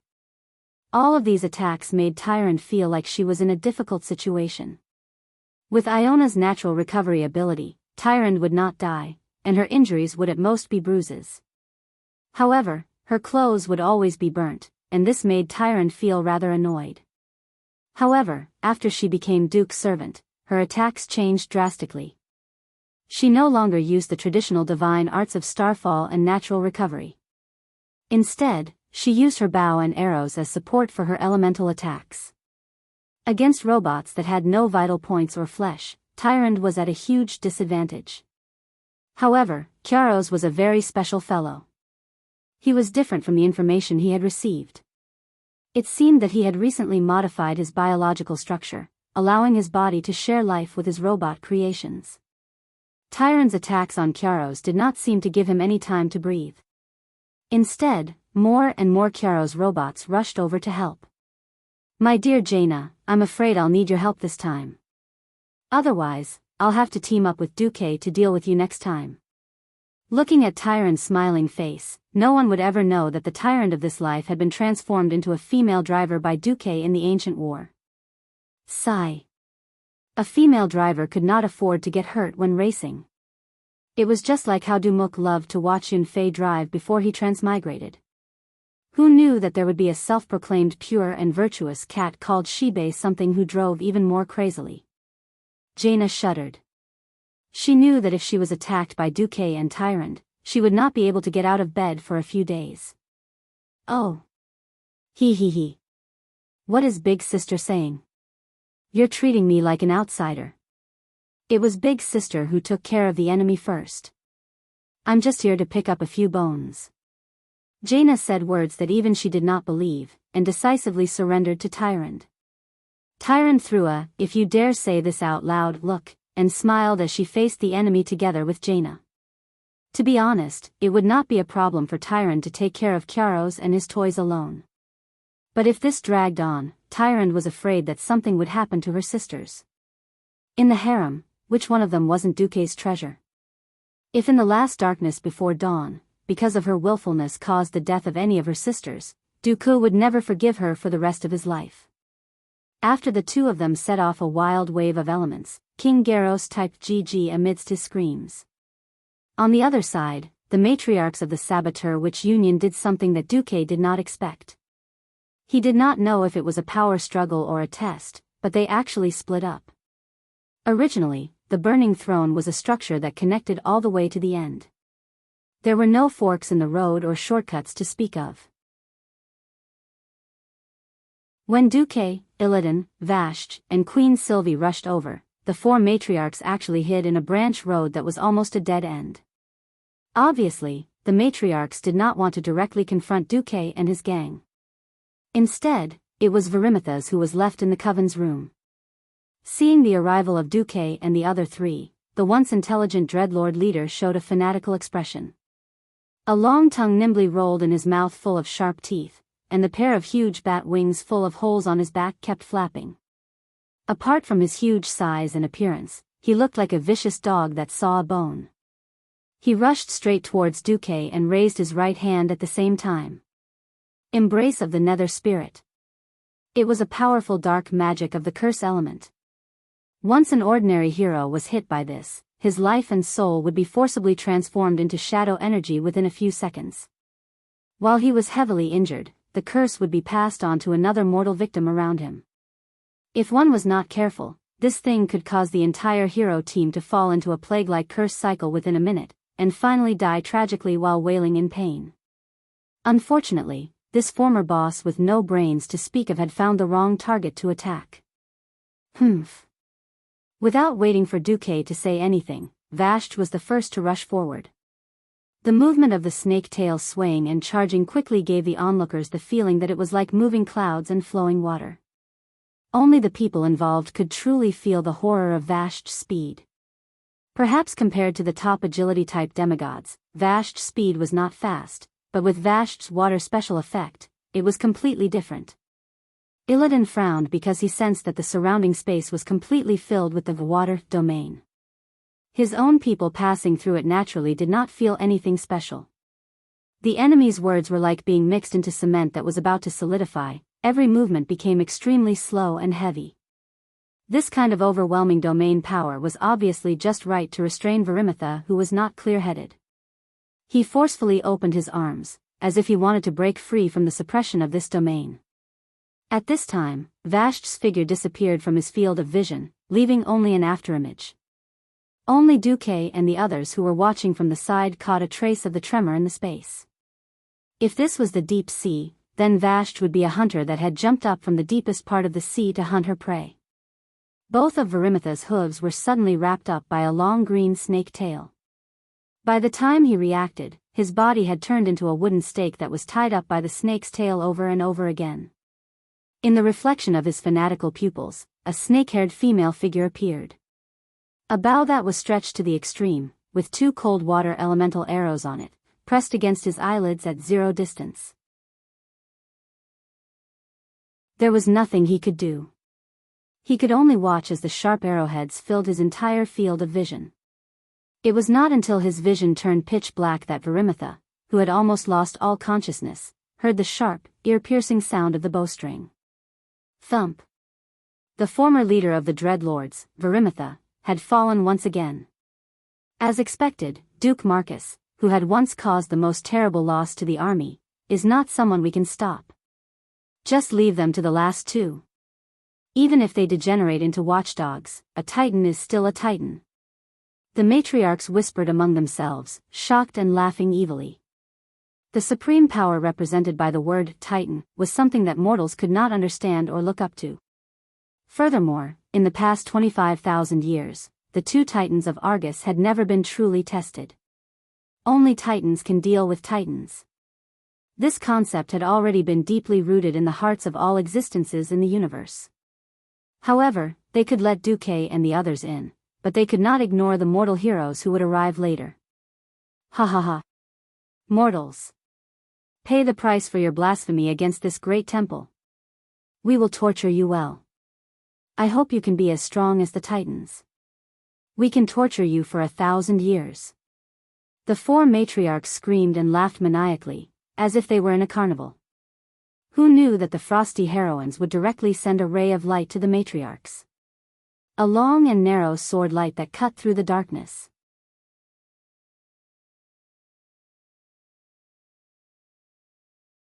Chapter 2072. Mother of Flames. Nora's expression changed. A translucent wind blade grew larger and larger in the depths of her pupils. She used both her arms to cast Flame Strike. The ground in front of her was covered in flames, but the blade was not moving forward.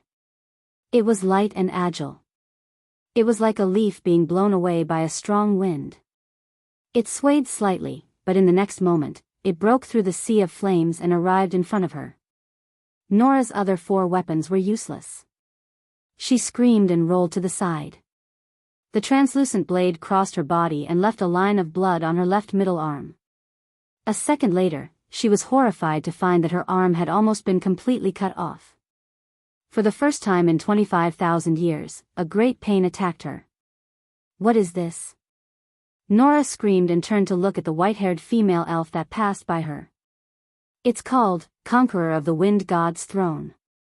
Stopping, the 3rd sister of the Windrunner family, Sasha, revealed a mocking smile.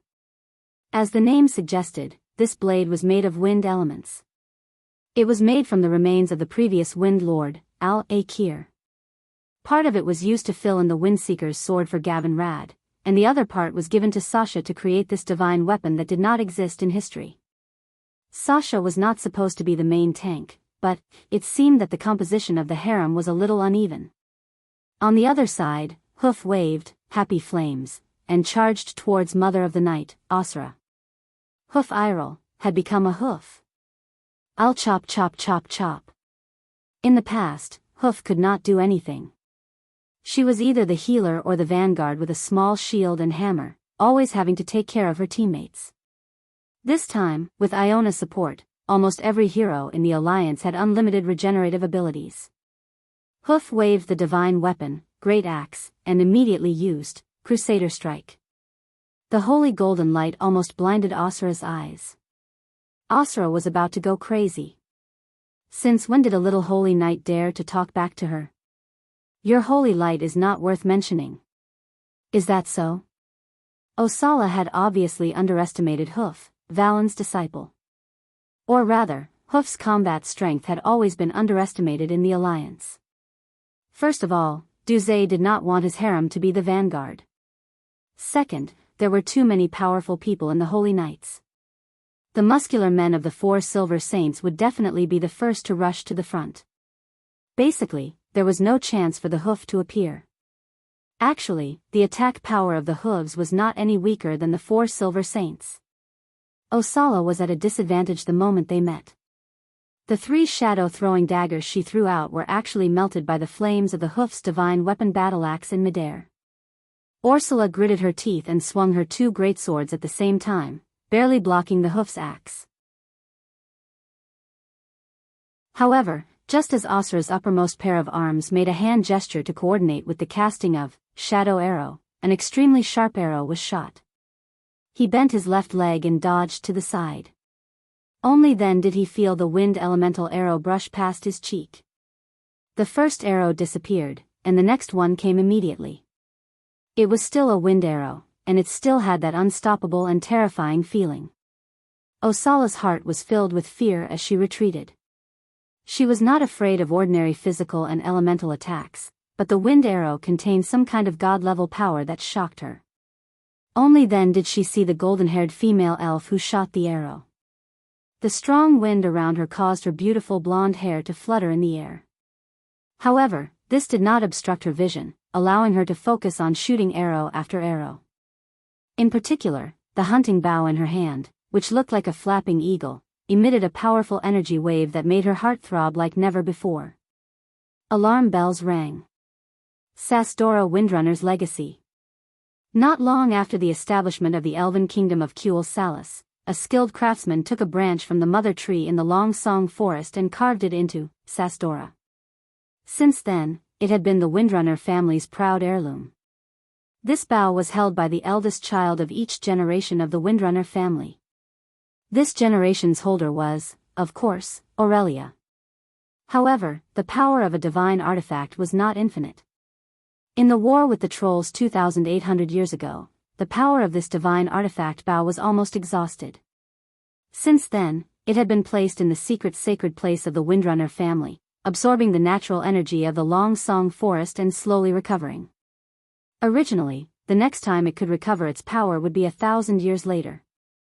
However, with the help of the Titans of the Pantheon Temple and the permission granted by the Azeroth Star Soul, this bough could see the light of day earlier. Aurelia's archery was not that simple. Every arrow shot seemed to travel through space and could be shot from any direction around Osala. However, this kind of highly concentrated divine arrow could open a big hole in her body with each arrow. The matriarch had never been a person with thick skin.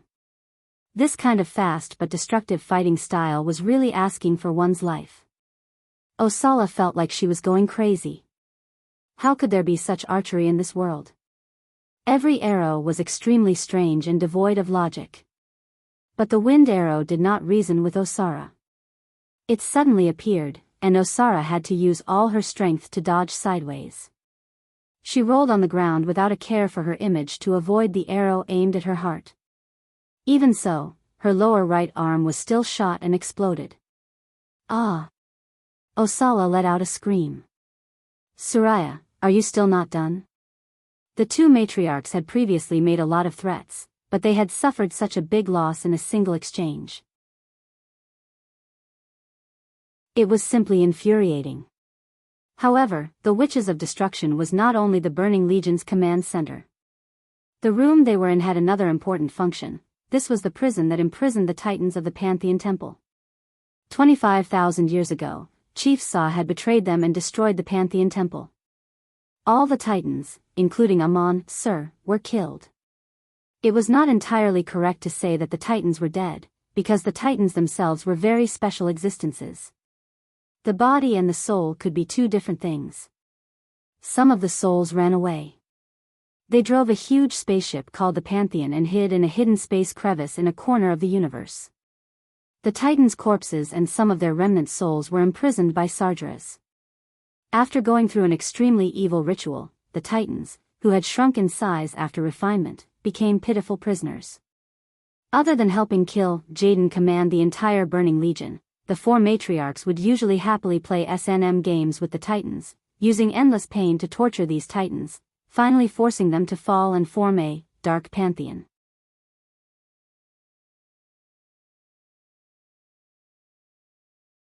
Chapter 2073.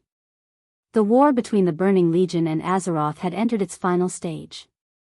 In order to destroy planet Azeroth, kill Jaden alone was no longer enough. Sargeras, the army's highest combat power, had to enter the battlefield. Sargeras' resurrection was in its final stage. If Sargeras resurrected first, with his omnipotent abilities, he might be able to rush back and block Duque and the others at the Burning Throne. On the other hand, Duque and the others had already fought their way to the end of the Burning Throne, facing the four matriarchs and two fallen titans. For 25,000 years, due to the lack of souls and bodies, the Pantheon couldn't be activated normally at all. It had become a name with no substance. Once the Allied forces successfully raided planet Argus and rescued all the imprisoned titans' souls and bodies, the Pantheon's combat power would undergo a fundamental change.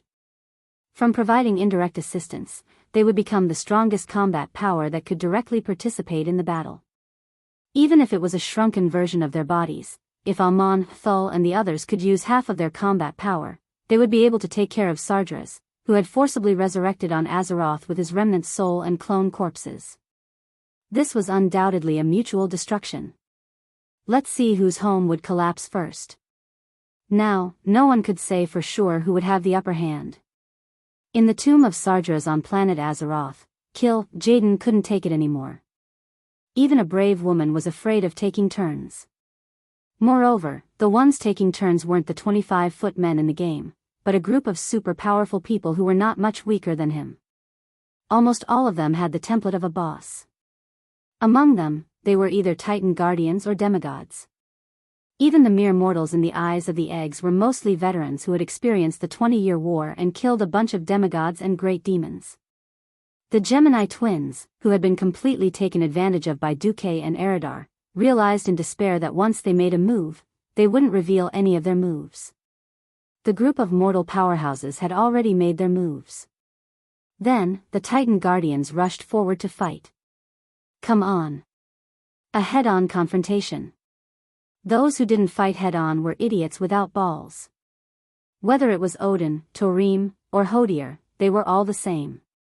Unfortunately, Jaden could not bypass these big guys and kill Freya, who kept healing from behind.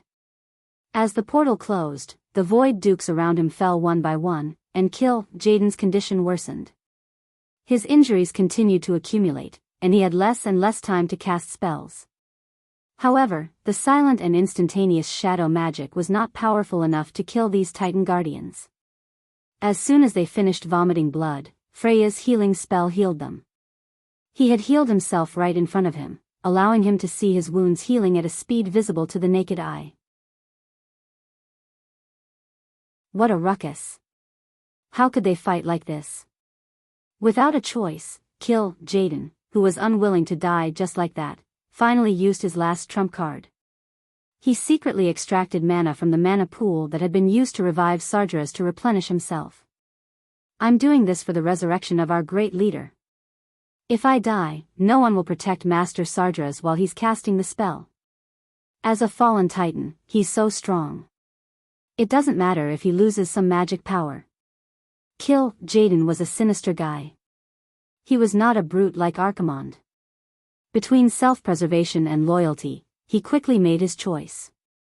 It looked like Jaden was on steroids, Or maybe it was the final radiance of the setting sun.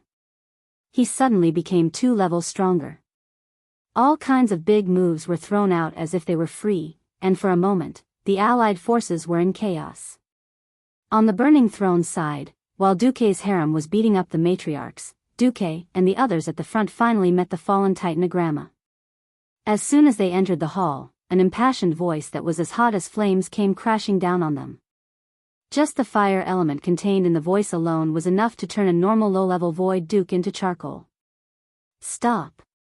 Intruder! Other than the great master Sardras, no one is allowed to enter here. Looking up, they saw a 100-meter-tall flame giant. The outline of every muscle on its dark, stony body was separated by blazing lines of flames. The extremely heavy metal armor only covered less than half of its body. Its chest, thighs, and upper arms were not armored. The armor was more like a decoration. The huge winged helmet was shaped like a bull's horn. In the T-shaped front of the helmet, one could see a pair of flaming eyes that shone with golden light. When it stepped forward, it felt like the earth was shaking. What a fallen titan! How majestic! However, it was only majestic. Duque looked down on this guy. A fallen titan that could not contact the planets and universe to obtain external power was not a true titan. It was just a giant with the appearance and abilities of a titan. It could not display its endless power. Ha! The once noble titan of the pantheon has fallen to become a watchdog for enemies and traitors. And out of so many titans, only you submitted. This is embarrassing, Duque complained through the magic communication in the harem. Beside him, Queen Shi and Vashti both smiled slightly. Duque turned his head. Illidan, can you handle this guy? Who do you think I am? Illidan raised his chin arrogantly. He felt like an egg that was being looked down upon, and his fighting spirit was high. He pulled out the famous dual blades of Azzinoth from behind him, entered his demon form in one breath, and charged straight at Illidan. In terms of body size, the demonized Illidan was at least 5 meters tall. To the night elves, he was already a giant. Unfortunately, in front of Agrima, he was a bug. Agrima instinctively disliked Illidan. Annoying and lowly demon. Go to hell! With a thunderous roar, Agrima raised his divine 2-handed sword, Tesseract, and slashed down. When the burning greatsword fell, it gave people the feeling that a flaming mountain was collapsing. The pressure of the mountain and the flames were shocking. Illidan dodged. Agrima was not slow, but Illidan was faster. With a sidestep, he passed by the side of the sword. Hiss! As he passed by, Agrima's neck had a terrifying wound that was 2 meters wide. Green flames continued to burn on the wound, and it seemed out of place compared to the red flames that surrounded Agrima's body. Duque looked at it for a while. Let's go. Duque did not care if Illidan could defeat Agrima or not. As long as Illidan could not let Agrima leave his position and cause trouble while Duque and the others were dealing with Argus, it would be a great achievement.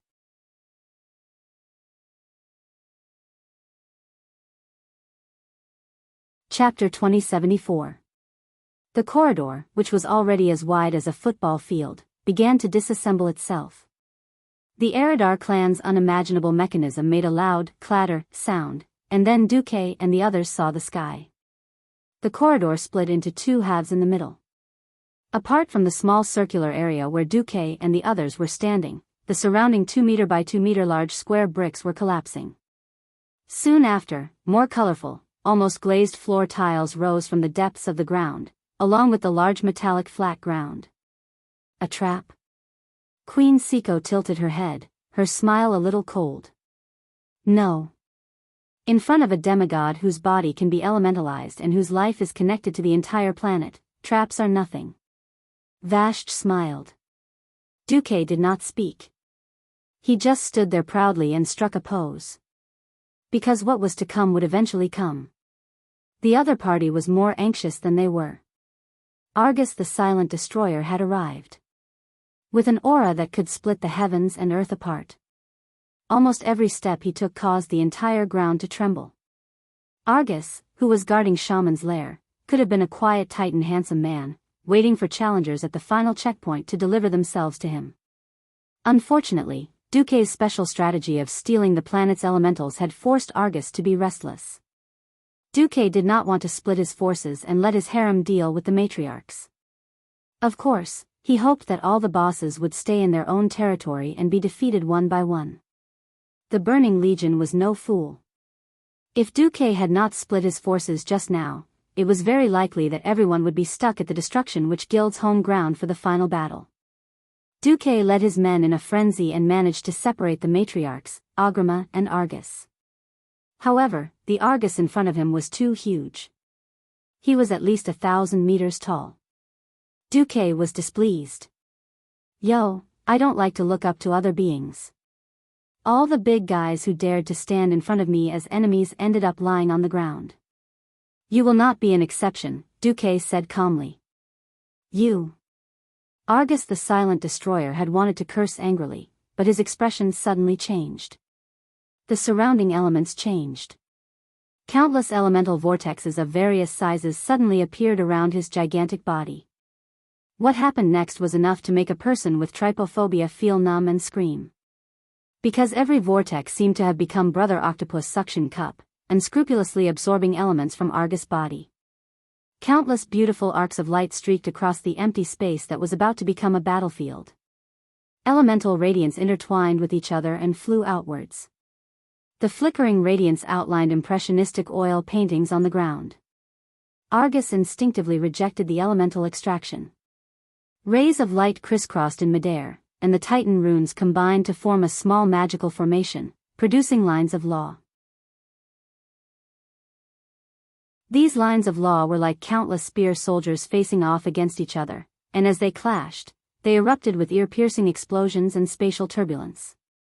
A newly born earth elemental creature accidentally bumped into these intersecting cracks, and like a firework exploding, it was smashed into pieces in the blink of an eye. Bastard, Argus cursed. It was bad enough that Duque had pulled the 4 elemental lords over to cut off his connection with this planet. Duque actually wanted to forcibly extract elements from his body in front of him? The existence of all matter in Azeroth was based on the 4 elements. For the Titans, the 4 elements were an important part of their gigantic bodies. Wasn't extracting elements from a Titan the same as cuckolding him in front of his face? It was only natural that Argus the Terminator felt angry. He immediately realized that if he continued to maintain such a huge body, based on the defense of his skin per unit area, he would not be able to stop Duke from robbing him of his elements. The only solution was to become smaller. As he cursed, he activated the Titan's unique body compression spell. With his body mass unchanged, Argus shrank at a speed visible to the naked eye. In just 10 seconds, he went from 1,000-meter tall, towering and majestic body to a 20-meter tall, little giant. A ridiculous golden metal helmet in the shape of a mountain, a blue, noble, muscular body, and a pile of black wrist guards, belt, and leg guards. In a sense, Argus the Terminator looked like a blue-skinned version of the Spartan warrior. While his body's density increased exponentially, his magic defense also reached an astonishing level. But Duque said, "Yes. That's good.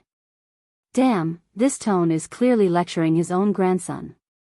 Duque's laughter made Queen Sylvanas and Vashti, who were next to him, burst out laughing. Argus became smaller, but Duque unceremoniously became bigger.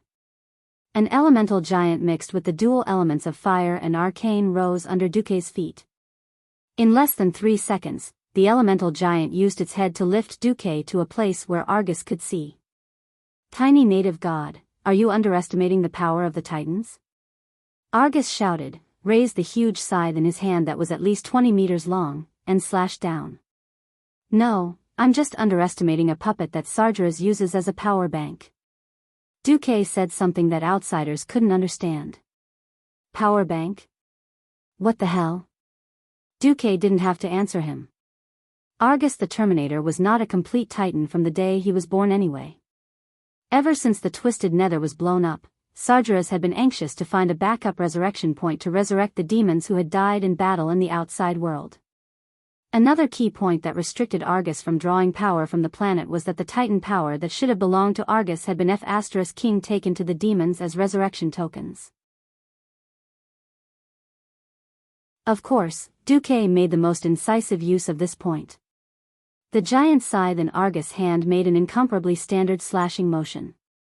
The elemental giant in front of him was like a collapsing wall, and a large part of its chest was directly torn apart and turned into nothingness.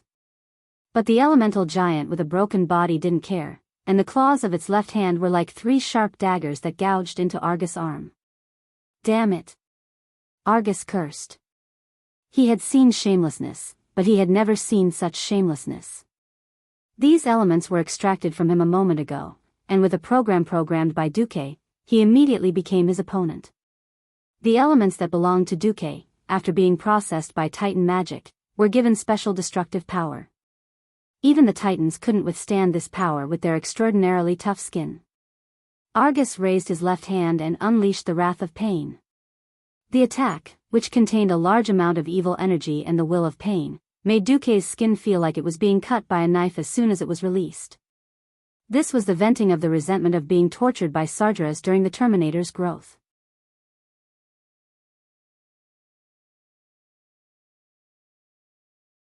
Chapter 2075. Violent anger was infused into the move, and even though Duque and the others had blocked Argus's dark energy impact, the mental impact still slightly injured their souls. Queen Sylvanas was a little annoyed. Circles of lightning formed on her long golden eyebrows, and the hot breath she exhaled formed a breeze that blended into the chaotic elemental turbulence around her in a blink of an eye. In less than 3 seconds, the surrounding winds suddenly turned into a gale and surged violently. Then, the light of thunder lit up the sky, so bright that people could not open their eyes. The continuous bursts of thunder and lightning almost made people think that it was an earthquake-level roar, and even the earth was shaking. Large chunks of Argus' skin were charred black, but it didn't take long for his skin to turn azure blue again. It was probably the self-healing ability of his body. The stone bricks around the silent destroyer were all turned to dust, except for under his feet. The small oval area was more like a satire on Queen Sylvanas. TCH. Queen Sylvanas gritted her teeth. On the other side, Vashj had already begun to shoot. Duque grabbed Queen Sylvanas' hand. I told you, don't be impulsive. That's an existence with vitality equal to at least 1/3 of Argus's planet. Or do you think you can blow up an Azeroth planet with one blow? After so many years, although Queen Sylvanas was tough, she was never really reckless. Got it, I just want to experience the power of the Titans. On the other side, the angry Argus did not hold back. He raised the scythe of Argus high and swept it with great force. At the top of the dark blue long handle with a yellow ring was an illusory cyan scythe blade. At first glance, it looked like the entire universe was branded on the sharp surface of the blade. A simple and violent slash, with the merciless strength and the terrifying Titan's power, felt like a flash, and the scythe cut Duque's elemental giant in half. The elemental giant let out a shrill cry and suddenly stood up, its claws piercing towards Argus' neck. But Argus did not even look, and with a cold face, punched the chest of the elemental giant with his left hand, which had lost its lower body. Bang! The huge elemental giant was sent flying. That wasn't all. Argus took a big stride forward, followed closely behind the elemental giant's body, and punched its already shattered chest. Amidst a series of strange explosions, the arcane fire giant, which was a combination of both arcane and fire elements, completely exploded. The high temperature that was released from the explosion turned the area within a radius of several hundred meters into a charred hell. Even Vashj and Queen Sylvanas, who were accustomed to watching the duels between the strong, could not help but be stunned at this scene. They turned their heads and stared at Duque. Originally, Argus had more fire elements than Azeroth. An elemental giant formed from at least 20% of the planet's fire elements was definitely not weak. Before the time of Return of Legions, its strength surpassed the main body of Ragnaros, the former king of Balrog in the Land of Fire. This was not an exaggeration. It was just that this arcane fire giant was a little miserable, because the one who beat it happened to be the big boss Argus, the source of its power. Although Duque gave them his own laws and new definitions when he extracted these fire elements, things in the bones were not so easy to change. Looking at the dense, thick, and bright lines of law on the Nirvanic's left fist, what else could Duque do? He shrugged helplessly. We just need to hold Argus back, Duque emphasized again. Argus had to die. If he didn't die, the army would be invincible, and President Shaman would be unscrupulous. How to kill Argus was quite particular. Duque was an elemental god, and his control of the elements was at the peak even in the divine territory. Unfortunately, he had just been promoted, and he had no choice but to come to Argus to fight an away game. Anyone would be overjoyed to be able to fight to this point. If Duque was given enough time, he could definitely use 1,000 ways to slowly torture the poor worm Argus to death. But if he wanted to be fast, he couldn't do it alone. After all, the elements he extracted were all the elements of Argus itself, not something he brought from Azeroth. The elements were not easy to use, and when they hit the Nirvanic, the damage was greatly reduced. He was helpless. In fact, Vashj and Queen Sylvanas were similar. One used water, and the other used wind. If they couldn't make the elements they transferred imprint their deepest imprint, then the fight would always be half the result with twice the effort. In any case, this true divine battle was still earth-shattering. The aftermath of the battle quickly destroyed the terrain, and the area became full of potholes. The ground was full of potholes, and mountains would collapse at every turn, or a side hall would be blasted. Hand-to-hand combat wasn't the strength of Duque and the others, but fortunately, they had their respective summoned elemental giants. These poor giants were thrown out like softballs by Argus, the Nirvanic, time and time again, smashed and cut in half. Argus, however, couldn't do anything to 3 puny demigods and true gods. Against ordinary enemies, he could still control the elements in the entire space, fill it with shadow elements, and launch various ultimate moves to finish off the opponent. But Duque and the others didn't eat this at all. Because this was basically Argus insulting himself. The only difference was whose mark belonged to which group of elemental energy. At this moment in the assault battle, the situation changed subtly again. Duque's side couldn't advance in a short period of time, but if the harem group could make progress, then the battle would have a decisive change. Because once the 4 matriarchs were defeated, they could save most of the titans in the pantheon. Even if not all the titans could return to their peak state, they could still save the entire situation. Your efforts are destined to fail. The Burning Legion will destroy everything, the flame matriarch Nora screamed, waving her 6 arms to slash at the silver-haired little person in front of her. Sasha's expression was calm, as if she didn't hear anything around her. Her entire heart was focused on her sword. She raised her sword to the same level as her chest, and reached out with 2 hands to press on the edge of the sword. The next moment, she turned into a stream of wind again. Nora's 6 broken and heavily injured arms missed, but she still turned around sharply, and was shocked to see a long and narrow sword gleam. Impossible, Nora was shocked to realize that the sword gleam had already penetrated her defense. The next moment, she felt that the left side of her neck didn't belong to her. She saw shock in the eyes of the shadow matriarch, Tima, who was opposite her. She knew why. Most of her neck was broken. Smelly blue blood spurted out uncontrollably.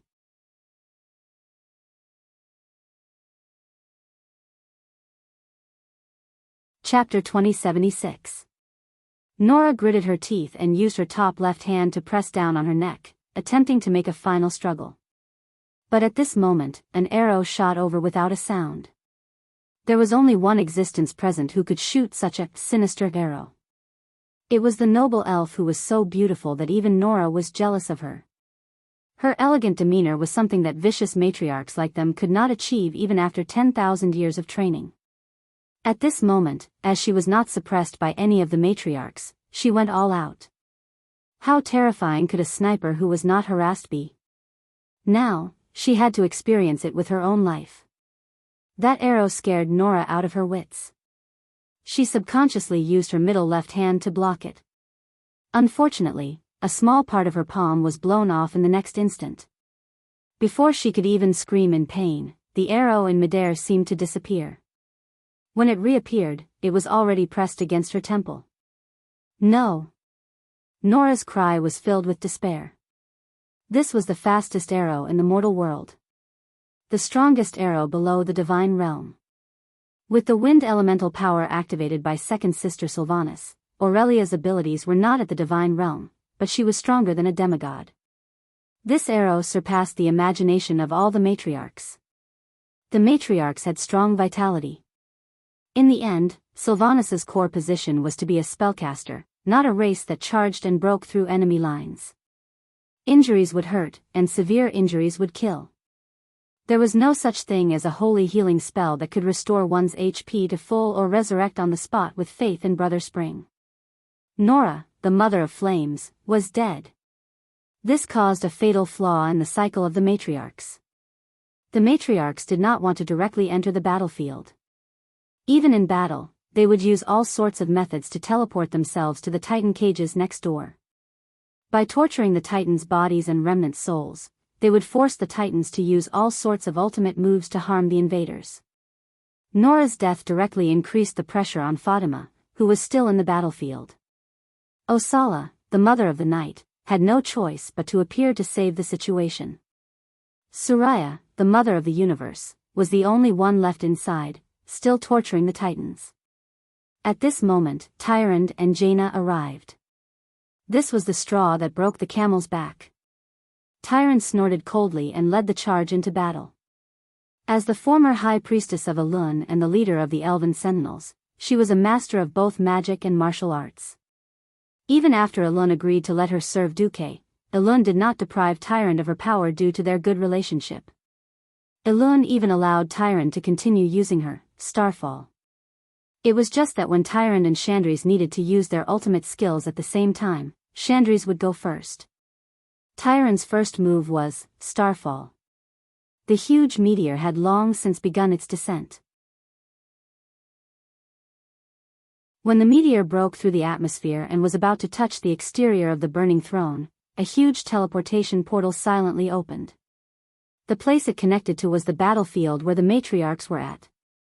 Seeing the teleportation gate that suddenly opened and the terrifying meteorite that suddenly appeared, Tima was a little dumbfounded. If he reacted any slower, he wouldn't be able to dodge it. Planet Argus was larger than Azeroth, and its gravitational acceleration was higher.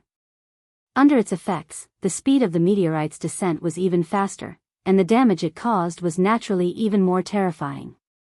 Sylvanas were never an agile race. As an adult Sylvana, Fatima was as tall as a 3-story building. She had 6 arms, but only 2 legs. Tima couldn't escape and could only take it head-on. Bang! At the moment of impact, sand and pebbles flew everywhere. It was a spectacular sight. Lifting the rock with 6 arms, failed. Then let's smash the rock with our chest. Being hit by a meteorite that was at least the size of a medium-sized tank and falling at a 60-degree angle from the ground, it was already a testament to Tima's amazing physique that she didn't turn into meat paste on the spot. In the end, she couldn't withstand the terrifying impact. With all 6 of her arms broken, Tima was sent flying with her back wide open. Of course, Duque's harem wouldn't let go of such an opportunity. Just as Tima was sent flying, she suddenly realized that she was no longer falling on flat ground, but a mountain of blades. In that instant, it was a mountain of frost blades made of god-level elemental density. Arg! The toughness of a demon's body, other than the talent of eating, was largely dependent on the dark energy in their bodies. Injecting a high density of dark energy into their body surface not only increased their strength, but also increased their defense and the regeneration of their cells. When she ate that meteorite just now, Tima's dark energy was almost depleted. Before she could recover, she was stabbed by Jaina's iceberg.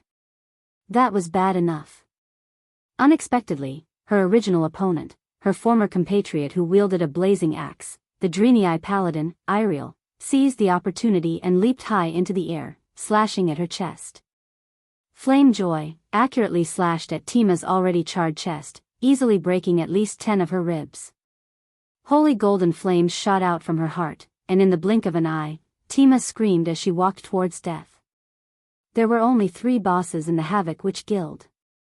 The basic battle mode was 2 matriarchs coming out to cause trouble, one playing hardcore games with the Titans, and the 3 leaders taking turns to fight the players. In reality and in the game, there were a total of 4 matriarchs. Only 2 of them were on the field, and the remaining one went to torment the Titans, while the other was in charge of suppressing the Titans who were constantly resisting. After all, Duque had formed an alliance with the Pantheon beforehand, and when Duque's harem arrived, Amon, Thul and the rest immediately contacted their broken bodies and souls to start a riot. This greatly restricted the power of the matriarchs. With Nora and Tima dead, Asura and Suraya were left panicking. Asura, who had just teleported out, naturally encountered the fiercest siege, and it was the kind that could not be countered. Hoof and Sasha were blocking in front, Tyrant, Jaina, Elucia, and Aurelia were attacking wildly in the middle, and Kalia was healing at the back. Suraya, who was inside, was also in trouble. Suddenly, a huge palm grabbed Suraya's left leg. The moment the Mother of the Universe saw raging roar, Gorgan's eyes turned from pain to clarity. She immediately realized that all 3 of her left arms were being grabbed by Kaz, Garoth. Dreamweaver, Noganon and Supreme Father, Amon, Thul were also there. The 4 Titans' main souls had obviously contacted their broken bodies and souls, and 1, 2, 3, all attacked the evil matriarchs that had tortured their broken bodies and souls for a full 25,000 years.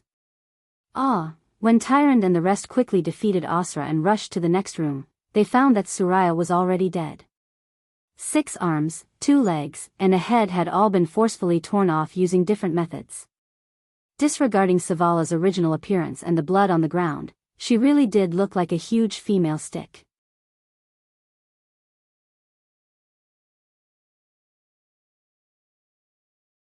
Chapter 2077.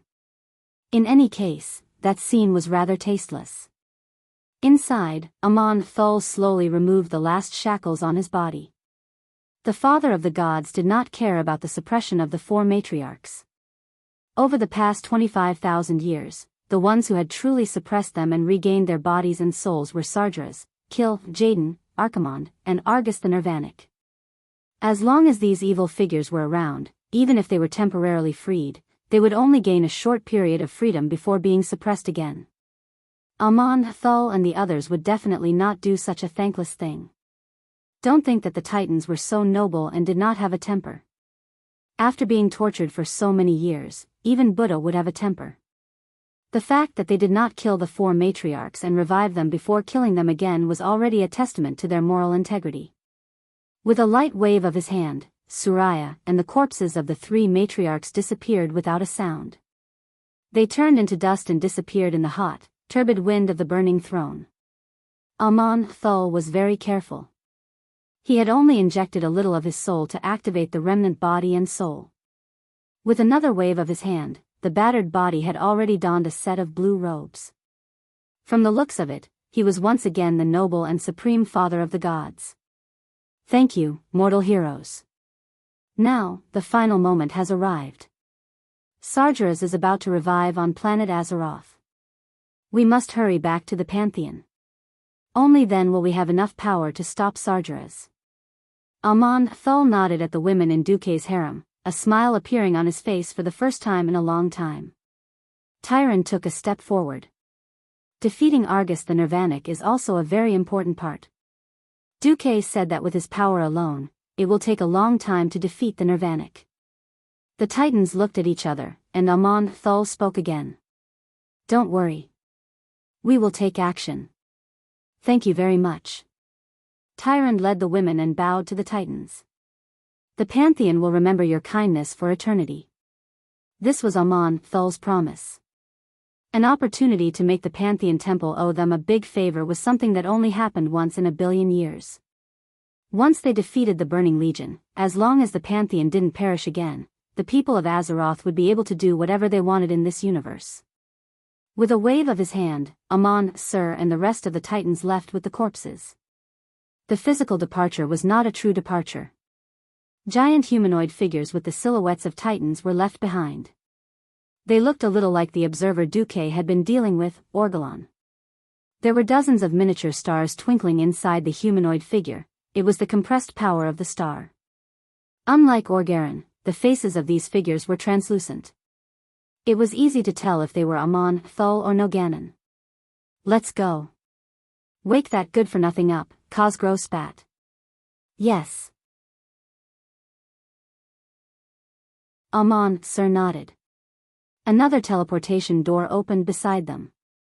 This time, Aona, the life bestower, sent in an astral soul clone.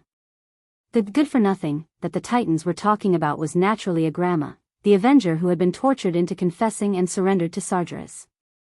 Agrama was a male Titan. During the time of the Pantheon, he had bronze skin wrapped under a golden robe. He used to be Sargeras' adjutant, filling the empty position after Sargeras left and becoming a member of the Pantheon. His duty was to fight against the Burning Legion and the corruption of the demons. Although he had never shown his emotions, he harbored a strong hatred and anger towards Sargeras' betrayal. Unfortunately, emotions were very complicated.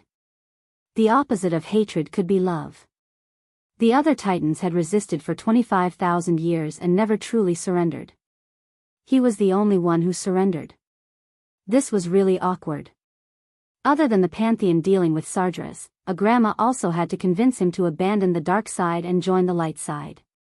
How? With his fists, of course. On the other side, Illidan was in a sorry state. In the original history, as the true son of light and darkness, he carried the hopes of the entire village.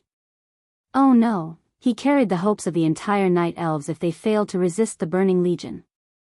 For 10,000 years, he lived like a villain, but he never lost his moral integrity. He was completely different from a certain Du who had a harem all over the world under the banner of a hero. In the original story, Illidan was very strong. Although he wasn't a proud dragon, his power was at least at the peak of demigods. Unfortunately, he didn't know if Du Mok had taken away his dream lover, but at the same time, his luck was also taken away.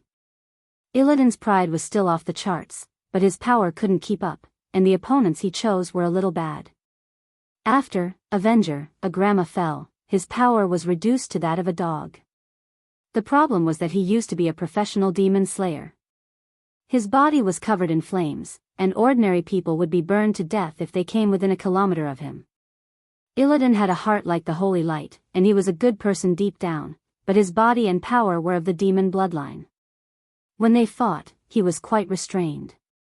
He and Agrama were in a state where they were almost defenseless against each other. Illidan's speed was not something that Agrama could catch up with. Almost every time Illidan flew, he could leave a deep wound on Agrama's huge body. Similarly, Illidan could only endure the damage from Agrama's aura of fire. He also had to dodge Agrama's 3 attacks. Oh my god. F***CKU. What the F***CK?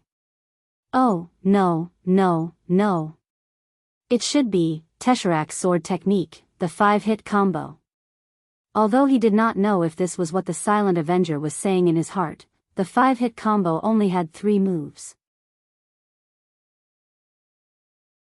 They were Enemy Destroyer, which had a cone-shaped area of effect, Flame Rend, which originally needed a group of people to share the damage, and Scorching Storm, which bombarded the entire area. Every move of the huge two-handed greatsword was earth-shattering. The originally flat ground of the hall was all built with high-hardness Argus bricks that were soaked with dark energy. Every stone here only needed to be slightly infused with intelligence to become a powerful Hellfire elite. Even such a solid ground was easily flipped into the air like sand on a beach. One Enemy Destroyer, and the cone-shaped area of effect that was larger than a basketball court instantly lowered the altitude by 10 meters. One Flame Rend, and the pillars that were thousands of meters away were instantly pulverized.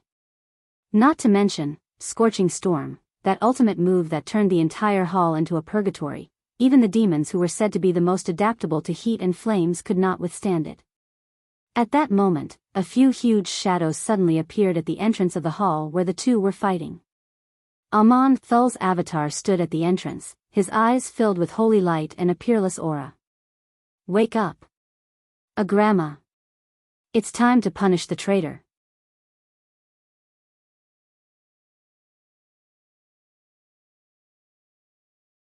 Chapter 2078. Kill Jaden. Your little tricks are useless. You won't be able to buy us much time. Odin's loud voice shook the entire tomb. Norganon's hands glowed with a dazzling blue light. When the mysterious Titan rune circle unfolded beneath Norganon's feet, it quickly transformed into a special divine power that surged towards Agrama. Agrama's main soul's doppelganger immediately plunged into the corrupted, tortured, and fallen Agrama's body. Wake up. Let us face the real enemy together. After a burst of flames that resembled a volcanic eruption, Illidan suddenly realized that there was a huge teleportation door next to Agrama. Tisharak, Flaming Flayer. You injected your dark energy, and I used holy light to expel it out.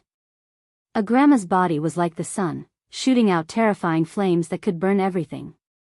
That's right, because the Avengers' obsession was too strong, the matriarchs made a little cognitive distortion to make this soul think that he was guarding the Pantheon. The demons could not return to the twisting nether, but that did not mean that the demons that had entered the planet's atmosphere could not move. They opened a large number of medium and small portals, and began to gather towards the tomb of Sargeras. When Kill Jaden injected Shadow Image into the three champions of the Alliance, the three minions that spawned unleashed Flame of Fear, as soon as they appeared, attempting to interfere with the mortal champions with rings of flames. Empress Dowager, Gavin Rad, and a bunch of divine artifacts slashed at them. The minions were wiped out after a few hits. Agrama suddenly became extremely pained. The pain and anger that came from the depths of his heart almost destroyed his sanity. Arg. Arg. What have I done? I'm serving my enemy. Holy light. Holy light. It's King Holy Light. Sargeras. Everyone saw that he was opening a large portal, and on the other side of the portal was the outer space of Azeroth. Agrama's eyes, no, to be precise, the dark energy chips in front of his eyes shattered. There was nothing they could do without Duque's presence. Why would a cunning and ambitious guy like Kill Jaden give up at this juncture? There was only one answer. Even though he had stopped the Demon Legion's delivery, Kill Jaden still had many soldiers lying in ambush around the tomb and underground. Moreover, after realizing that something had happened to the Twisted Nether, the demons from all over planet Azeroth received orders to gather at Sargeras' tomb. However, all of his resentment vanished with a signal from the Eridar Wizard Legion in the deepest part of the tomb. The incarnation of Norganon the Dreamweaver, who had platinum skin and long silver hair, stood out. My poor brother. The devil's illusion actually distorted my vision.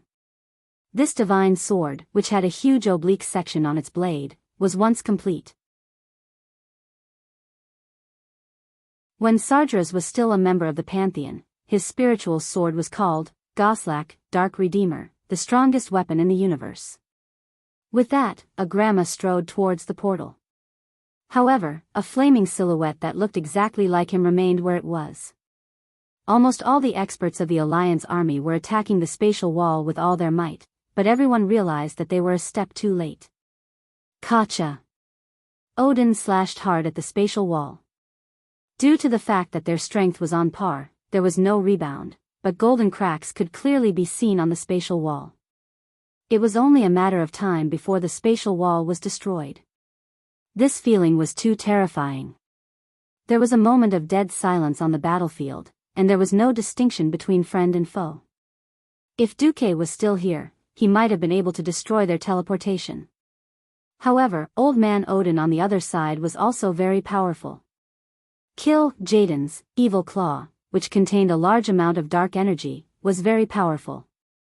Even if an ordinary expert was wearing 10 tons of steel armor, they would still be as weak as a piece of paper under the erosion of the dark energy. As long as we can drag it out, we can. Don't you know? You're all finished. Ha ha ha. Damn guardians. Puny mortals. You're all finished. Kill Jaden laughed maniacally as he moved quickly. When Agrama's body completely disappeared from the portal, planet Azeroth was in its greatest crisis. Kill, Jaden wanted to charge over, but who knew that the bear monster demigod Ushek and User were carrying the tortoise god Tortola as a meat shield. Odin and Hodier, the two guardians, were also on both sides. Kill, Jaden was so frustrated that he could die. He suddenly spread his wings and spat out large clouds of dark energy and poisonous fog. Not only that, he waved his arms, and several magic walls with obvious spatial attributes suddenly appeared in front of the allied forces. Come, Agrama. We need your strength to deal with Sargeras, Amon, Thul's soul incarnation said. That was the emissary sent by Agrama's main soul. At the same time, a shadow that looked exactly like Agrama walked down from the void. Destroy. Kill. Destroy. Agrama's fierce and lifelike flame eyes suddenly turned murky, and his gaze fell on his huge two-handed sword. Originally, a brutal battle was going on in every corner of the thousands of square kilometers around the tomb of Sargeras. Understood. But Agrama turned back and looked into the depths of the burning throne. I still have to repay the favor. To make matters worse, a strong sense of unease rose in everyone's hearts. The worst thing was that one of Kill, Jaden's ultimate skills, Fracture Singularity, was supposed to be the key to victory. Such a powerful spatial vortex would kill anyone who touched it. Mortals would die instantly if they were hit by it, and even the Guardians wouldn't dare to take it head-on. Suddenly, an extremely terrifying feeling came from the sky above the battlefield. But in the battle between him and Sargeras, Sargeras destroyed Goslak. Since then, Agrama the Avenger had the first part of Goslak, while Sargeras had the other part of Gorobur, Seeker of Darkness. Now, that B***starred Torim didn't do anything. He just retreated to the second line and stared at the sky. How many, Fracture Singularity, did he release that many lightning interference vortexes in the sky? Oh no. He's going to run. Varian yelled. This was the biggest humiliation that Agrama had suffered in the past 25,000 years. Illidan, who was in front of him, couldn't take it at all. He instinctively raised his hands and blocked in front of him. At this time, a wave of divine power appeared in front of him. It was a round shield of divine power. Countless small Titan runes formed into lines, and the lines weaved into a surface, forming a 2-meter diameter disc. It easily deflected the flames that were coming out. In a situation where both parties had similar levels of mysticism, the various skills were just a battle of energy consumption.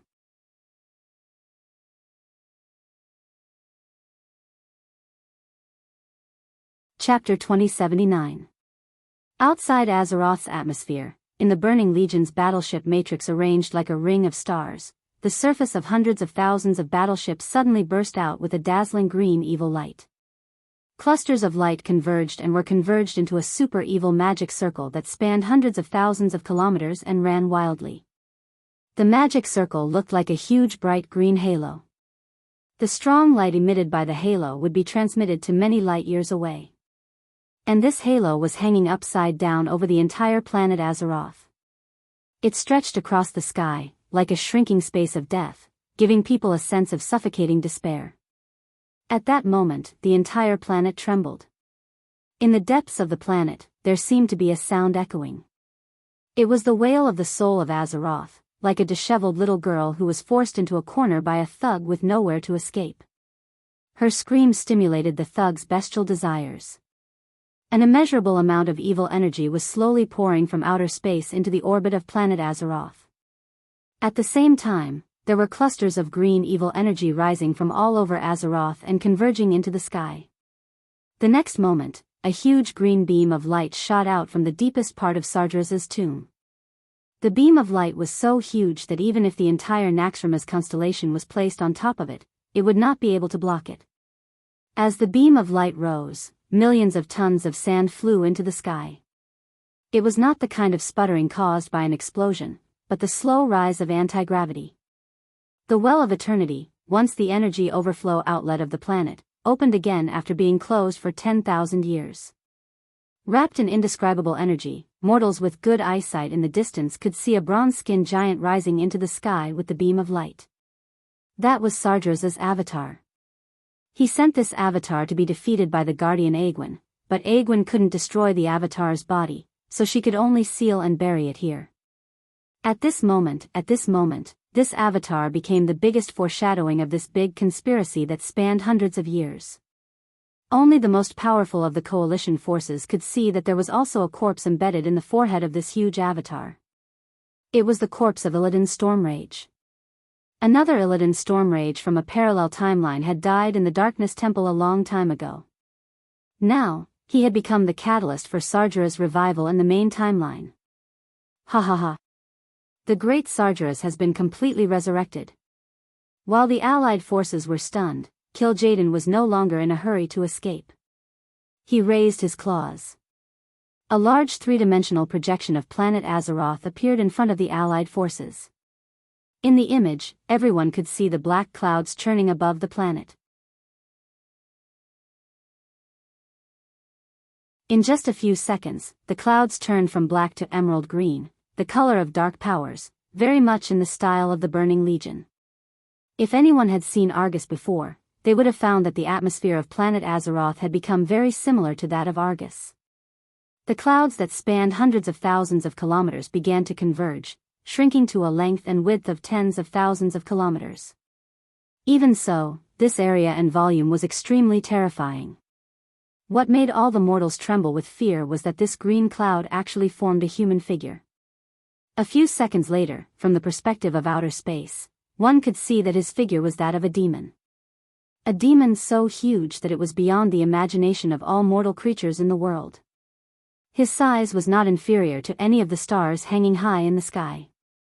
Even if he was crouching on a large planet like Azeroth, he could still cover more than 1/3 of the sky. Yes. He was the Burning Legion's demon king, the fallen titan, Sargeras. As soon as he appeared, he confirmed the rumor that titans were born on a planet that had never been proven by the creatures of Azeroth. His huge claws could tear the stars apart. Just the shadow of his crimson claws sweeping across the earth could make the sky above the battlefield dark. The battlefield was first covered by the claws and darkened for a moment. Then, the whole world suddenly lit up again. What's going on? Is Sargeras resurrected or not? God! What the hell was that just now? The entire Azeroth coalition army, be it the soldiers and titan creations on the battlefield, the city guards hiding in the seemingly sturdy fortress at the rear, and even the trembling people hiding in the underground air raid shelters, were all filled with fear at this moment. Just as the mortals on the battlefield of the Broken Islands were doubting their guesses, they heard a cold snort coming from the sky. The sky darkened again, and every cloud was dyed with a blazing green color. First, a strange crimson color covered the sky. Then, a sparkling green flaming eye opened in the clouds. Sargeras. His face alone was already bigger than the entire Broken Islands. If it weren't for the fact that they were observing from the depths of outer space, the mortals wouldn't even have the chance to see his ominous crimson body and the pair of demonic wings that truly covered the sky. Oh my God! Is this the fallen titan? The titans are so huge. The giants we saw in the past weren't even comparable to ants. I thought that the real titans were just a legend. Such a monster, can we really defeat him? Be it the people or the soldiers, in the face of such a huge and unimaginable existence, it was normal for them to doubt their lives and feel despair. To be able to fight against a 5-story tall hellfire, a 10-story tall demon, and a 20-story tall fell mech, this was already a great achievement that the intelligent beings of Azeroth could barely muster up the courage to do after more than a decade of guidance from the Alliance. One had to know that 36 years ago, the Alliance was just a weak organization that couldn't even deal with a mere million orcs and was almost wiped out.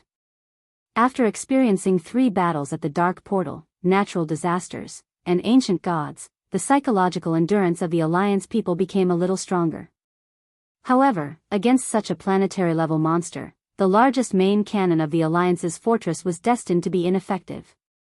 As if to confirm the mortals' fears, Sargeras, who was above the atmosphere, extended his demonic claws towards the Azeroth sky fortress that had been the protection of the mortals since the Legion's return, the city of Condors. Although the Sky Fortress had started to evacuate as soon as Sargeras appeared, according to Duque's instructions, there were still a few existences that weren't willing to just give in. The fortress quickly opened up a hole, and a bunch of light cannons that had once struck fear into the hearts of countless demons shot out. Vulcan's Wrath. This main cannon of the fortress could easily turn the Legion's largest starship into dust in outer space. However, Sargeras ignored the main cannon's attack.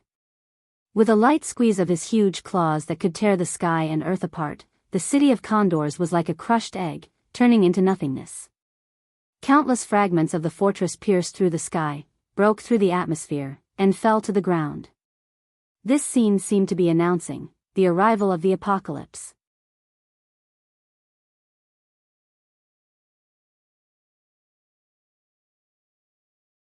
Chapter 2080.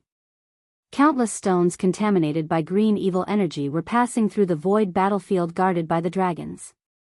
Tens of thousands, or even hundreds of millions of lights were falling towards Azeroth. The allied heroes were in the tomb of Sargeras, quietly watching this scene through Kill Jaden's 3D projection.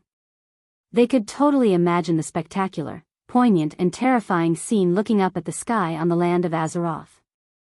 Every single dot of light was no longer a simple fragment of the stronghold. After being infused with Sargeras' supreme evil energy, they would become hellfire giants of all sizes after falling to the ground, and become part of the Burning Legion. In the industrial elven forest, in Lordaeron that was reborn after destruction, in the snow-capped frozen throne of Northrend, in the unchanged Darnassus, in the splendid valley that began to grow green grass after the catastrophe, in the broken beach that burned with the flames of war, in every area of planet Azeroth. When people looked up, they saw Sargeras' huge figure covering half of the sky. In the scene of the descent of the blinding light of destruction, after countless hellfire entered the atmosphere, their own flames fused with the flames produced by the high-speed friction, forming a long tail of flames that seemed slow but was actually falling rapidly from the sky that had been covered by evil and the stars could not be seen. It was like a rain of flames. It was the light of the end, the desperate situation before the world was destroyed. Just as the Burning Legion had destroyed thousands of planets. The end was coming. There was no power in the mortal world that could resist Sargeras. Not to mention the people and soldiers below, even the Alliance command in Naxxramas was filled with pessimism and despair. Oh my God. The Pantheon is already an empty shell. Our heroes are trapped in the tomb of Sargeras and can't move an inch. Even the greatest hero Duque and his commandos have no news. How can we mortals get out of such a desperate situation? Many female heralds were already sobbing, and even the strongest officer couldn't help but tremble. On the battlefield, old Mograine gripped the hilt of his sword so tightly that his nails pierced his palm and oozed blood. Marshal Brigida Bendis's face was ashen. She gripped the corner of her clothes with one hand and touched the armor on her abdomen with the other. She did not say a word. There was a tiny life growing there. The Prince of Stormwind, Anduin Rin, looked up at the sky with tears streaming down his face. Father. Uncle Duque. Didn't you say that you would end this long war between good and evil in your hands? If you are really superheroes who can perform miracles every single time, then let me witness the birth of another miracle. Let me believe in you till the end. Not many people were able to see that at this moment, there was another strange scene in the void battlefield. It was a huge dragon, an innumerable dragon. If tens of thousands of giant dragons were to fly over any of the Alliance's capitals, the effect they would cause would also be enough to blot out the sky. They spread their wings and silently flew across the void battlefield. They rampaged around, and countless battleships of the army were smashed into pieces. It was as if they had escaped from the orbit of the planet and were being sucked down by the gravity of the planet Azeroth. They were the Pentashade dragons. The legendary creatures that had been guarding the sky of Azeroth for 25,000 years. A beautiful green dragon looked into the distance in the void. That was the direction of Argus. Isra muttered to herself, Duque, hurry up and finish it. Otherwise, I'll be leaving first. Beside her, a slightly smaller black dragon flew past. Isra heard the voice of Onyxia's soul nagging, Bastard Master. Shameless master.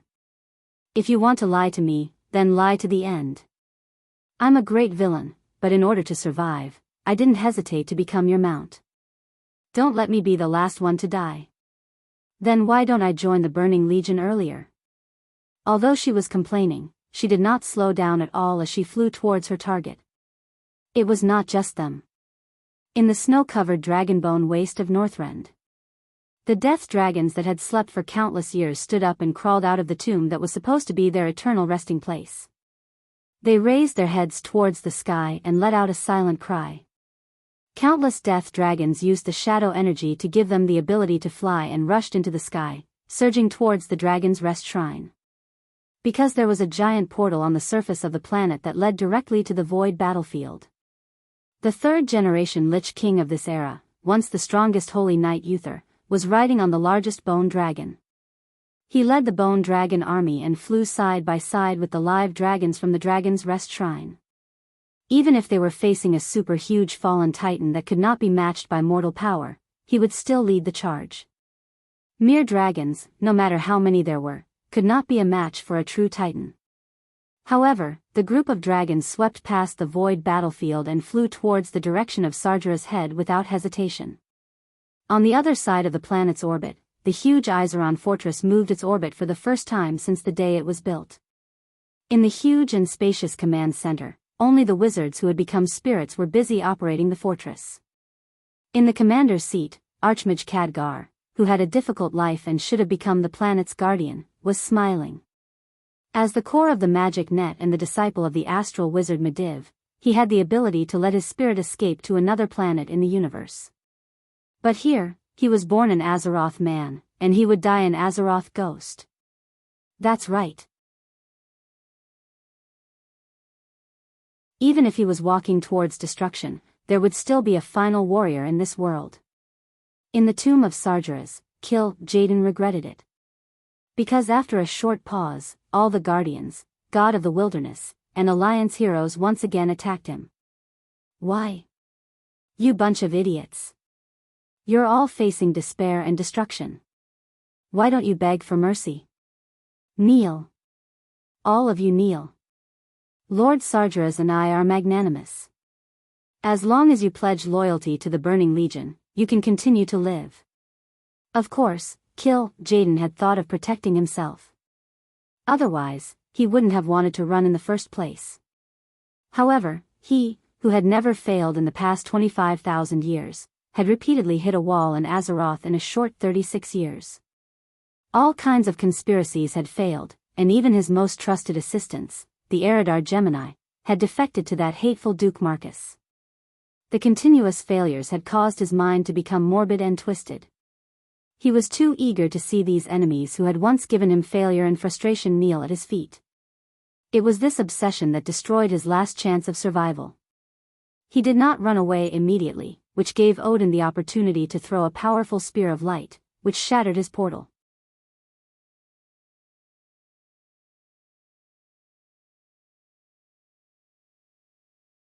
Chapter 2081. No. You can't do this. Do you think you will have a good ending after destroying Master Sargera's most powerful servant? Jaden screamed crazily as he waved his claws and cast one powerful evil spell after another. Unfortunately, it was useless. Woo, son, look at your dad's heroic dash. Wolf God Goldring was the first to fearlessly pounce on Jaden's wings. T. I don't have a father like you. My father is Lang Rin. William didn't back down at all. His anger as a warrior exploded, allowing him to leap 50 meters into the air. When he reached the highest point, he held his two swords upside down and slashed at Jaden's red wings from top to bottom. Ah! Jaden roared. Jaden waved his evil claws, trying to beat up these two annoying guys. Who knew that the powerful Frost Guardian Hodir didn't want to talk to him, and threw a turtle god Tortola at him. The large turtle shell felt like a large slipper, and it smashed onto Jaden's face, causing his nose to bleed on the spot. Just as the egg was trying to get rid of the big turtle pressing on his face, the bear monster brother Yusak rushed over and hugged his two legs tightly. Yes, he really hugged his legs. Of course, while hugging him, he used his sharp teeth to bite the demon's hooves. Ah! In a panic, Jaden saw Odin's holy light sword and Turim's thunder hammer coming at him. He had no choice but to activate an evil shield to strengthen his arms and take the two attacks head-on. The price he paid was that his torso was wide open, and his legs involuntarily knelt under the super-heavy pressure. Off you go. Gavin Rad, who had been with Duke for too long and had learned the Heavenly Dynasty accent, activated the new wind sword and sent the huge crystal dwarf, Magni Bronzebeard, flying like a cannonball towards Jaden's face, which had just gotten rid of Tortola. The Egg Brother was also a fierce person. Seeing that he couldn't dodge or defend, he bit Magni's shoes. If it were any other hero, they would probably have been chicken-flavored, crunchy, on the spot. Magni was a demigod of the earth. His crystalline body was extremely hard. On the spot, it became tasteless, and the teeth were broken. The egg broke 2 of its fangs on the spot. Woo woo woo. This was only the beginning, not the end. The Drenii hero Malad swung the Holy Paladin artifact, Hand of Silver, towards Jaden's neck. The egg was terrified, so it didn't care about anything else. It tilted its head and used one of its whiskers that looked like ding-ding to block the attack. Unexpectedly, one after another came. Sidan Dathrahan, one of the 5 silver saints, who had just carried Merid, waved the Holy Knight artifact, Flame of Justice, which had a special appearance, and struck it toward the sky. The egg's chin was smashed upward, revealing its crimson neck. At this time, Tyrion Fordrings, Ashbringer, made the first slash. Resplendent golden light illuminated the entire hall. Unfortunately, even someone as powerful as the Ashbringer could not cut through Jaden's neck, which was densely covered in dark energy and greatly strengthened defense. It didn't matter, there was still the next contestant. Turalion waved the Quell Zaram, inherited from Anduin Lothar, the #1 warrior of Azeroth, and slashed with all his strength. The past was like smoke in the vast sky. Back then, the dark portal was opened because of Jaden's malicious plot. In the Elven Forest, a brave warrior held up the Quell Zaram, and said no to the invaders. 36 years had passed, and the old warrior who once held this peerless artifact had passed away many years ago. The next master of his holy sword, who had inherited his will, stood in front of this schemer and waved the last sword that symbolized resistance. This was more like a cycle of karma. Where there is a cause, there is an effect. Where there is a beginning, there is an end. When Jaden's ugly crimson head flew into the air and spun in the air, the commander of the Burning Legion was still in disbelief. No. Impossible. Humph. Odin directly stabbed the sword into Jaden's bleeding neck, ending the last chance of survival for the criminal leader. If Argus still could not deal with it, perhaps in 10 or 100 years, this evil demon would appear in front of the people of Azeroth again, spreading fear and despair. But, at this moment, a voice was broadcast to all channels and the world through the magic network that connected all of Azeroth. It was a triumphant voice that felt like it could make people gnash their teeth in anger at any time. Yo! My fellow people of Azeroth. If you long for a miracle, then please long for it to the end. If you are willing to worship a hero, then please worship until the end. If you are willing to believe in Duque, then please believe in him until the end. Duke Marcus. When have I disappointed you? Not in the past. Not now. Not in the future. Yes. That's right. I, Duque, am so handsome. As the last word fell, the large virtual images that appeared on all the magic mirrors and even projected on the clouds were all of Duque's face. Perhaps the curve of this face was relatively ordinary, but it still had a bit of a temperament, and it was still a little short of being handsome. However, a confident smiling face of the Alliance commander was undoubtedly the greatest stimulant that could give the soldiers and the people in this desperate situation. From the establishment of the Alliance until now, as long as Duque smiled and said, "No problem," then there would be no problem. This was already an ironclad law. The meaning of victory represented by this smile had long been deeply ingrained in the hearts of all existences. In the image, Duque appeared in the tomb of Sargeras. In front of him, an illusory image of a great demon was struggling in midair. It was the soul of Kil Jaden, one of the main culprits. Dear Kil Jaden, where else do you want to go to resurrect? Look at what I have here. In Duque's hand was a demon statue that did not seem special. It was the size of a palm, but it looked exactly like Kil Jaden. No. Impossible. Isn't this thing with Argus the Terminator? Kil Jaden's soul was terrified. He's a fallen titan. You can't defeat him. Duque shrugged. That's right. Even if I become a true god, I can't be a match for a titan. If the titans of the Pantheon lend me their power, that's another matter. Argus the Terminator was, after all, a flawed titan whose power had been castrated. With the help of the veteran titans led by Amon Thul, destroying him was just a matter of a snap of the fingers. Only a titan could deal with a titan. This sentence seemed to be correct until this moment. Kil Jaden was afraid. He was terrified.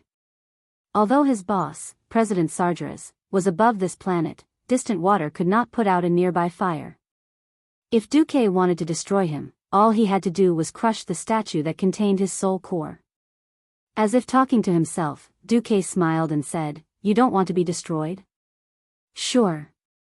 You can try begging me. Maybe I'll be merciful and accept your surrender like I accepted the Eridar Gemini." Wait, Duque, you can't let him go. The group of guardians was anxious. On the contrary, a group of mortal heroes had malicious expressions on their faces as they waited to watch the show. Kil Jaden knew that it was probably a trap, and he knew that the other party was most likely teasing him. However, his shameless desire to live erupted. The egg's twisted soul cried. I beg you, Master Duque. It sounds quite nice. Unfortunately, my ears aren't very good. It's probably because Argus has too much dust and it's blocking my ears. Duque made a gesture of picking his ears. With that, there was a cracking sound. The dignified commander of the Burning Legion, Kil Jaden, fell into endless darkness. His consciousness was completely annihilated, and he disappeared from this universe forever.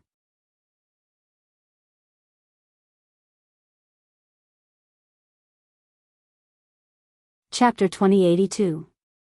Kil Jaden was dead. This was a small ending, not the final destination. That huge figure across the sky was still a hurdle that the entire planet couldn't cross. No one knew how to deal with a real titan. In the sky, every warrior who was ready to fight to the death stopped and looked at Duque, the superhero who had miraculously killed his way into the enemy's lair, pulled out Kil Jaden's soul core, and killed the egg. Everyone wanted to see what other tricks Duque, who was famous for having countless backups, had. As expected, Duke took out another soul sculpture from his bosom. Duque looked up at the sky and waved the thing that was the same as Sargeras. Yo, Sargeras, what do you think?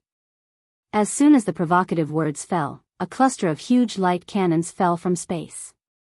Unparalleled power, incomparably precise control of power. The entire roof of Sargeras' tomb was blasted away and turned into dust, but on Duque's floor, neither the guardians nor the mortal heroes were hurt. The huge green flaming eye blinked in the sky, and an earth-shattering voice, like a death sentence from above the 9 heavens, spread to the mortal world. Even if you destroy my soul core, I won't die. Because I'm a titan. Sargeras didn't attack immediately, proving that he was still cautious. Duque curled his lips. But if you destroy it, you'll be hurt too. Yes. If you dare to do that, I'll really destroy planet Azeroth. Well, it sounded like a kidnapper had kidnapped a hostage.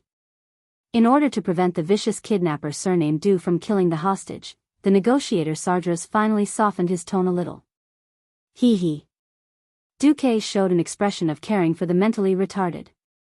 Let me think, you'll probably promise that as long as I return your soul core, you won't step foot on Azeroth for 10,000 years, right? You can even recruit me to be the new commander of the Burning Legion and lead billions of demons? Sargeras was speechless. He was really going to say that. Don't joke around. Don't try to fool me with a lie that even you don't believe. Humph.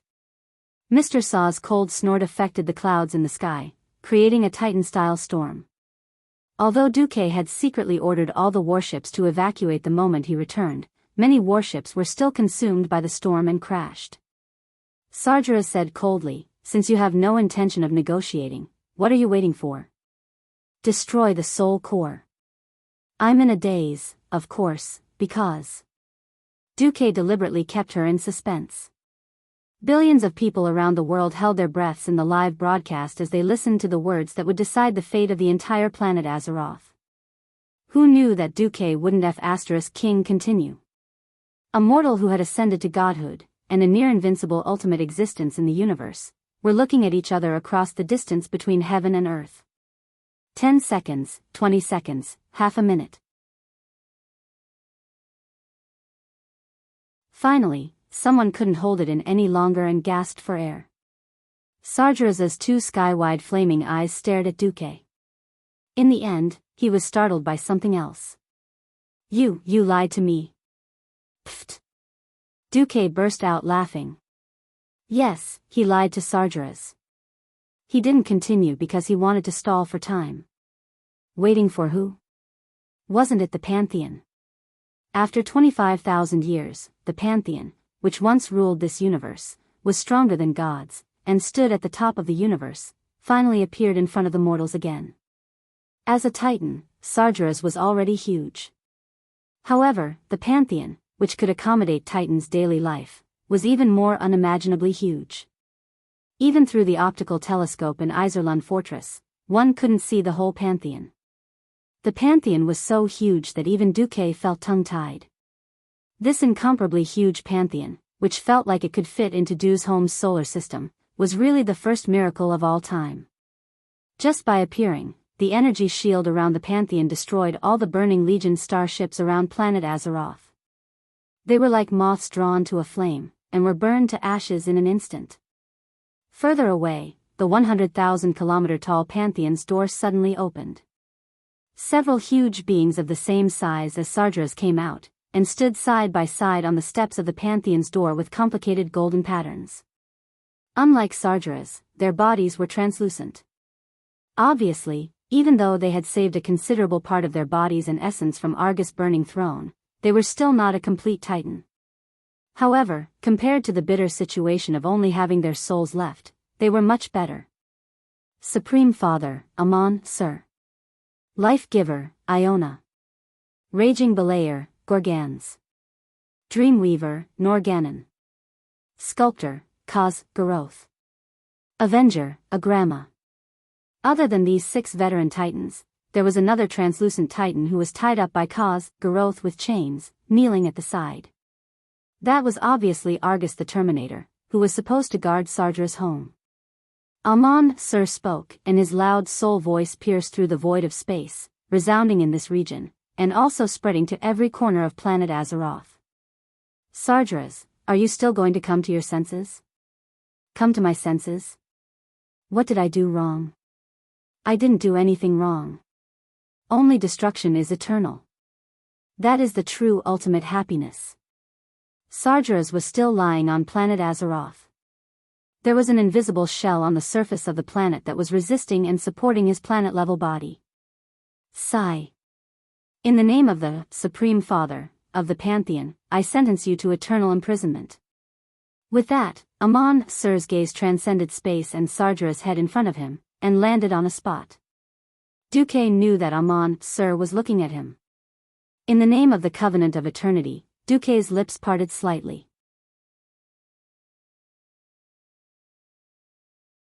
As if they were murmuring, all the Titans of the Pantheon, including Amon, Sir, were chanting the same sentence, in the name of the Covenant of Eternity. That's right, the last step of the covenant that Duque signed with the Pantheon was for Duque to destroy Sargeras' soul core, making him powerless and weak. Otherwise, with Sargeras' domineering combat power, he could successfully overturn the entire Pantheon 25,000 years ago, and he could do it again 25,000 years later. No, Duque. How dare you? In the sky, Sardra's roar echoed throughout the universe. Hee hee. A moment ago, Duque crushed the egg of an egg. A moment later, Duque crushed the core of Sardra's soul. This was really a subtle move. Well done. Amon Sir stroked his beard in satisfaction. At the same time, a gem brighter than a star shot out a beam of light above the Pantheon's door. It was like the light of the birth of all things. In the next instant, Sardra's planet-level body shrank at a speed visible to the naked eye.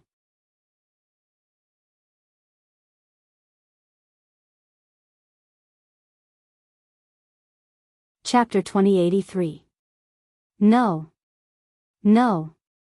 No, no, no, Chairman Sam roared, struggled, and resisted. He hammered planet Azeroth hard. But although the planet's protection circle was weak, it still had it.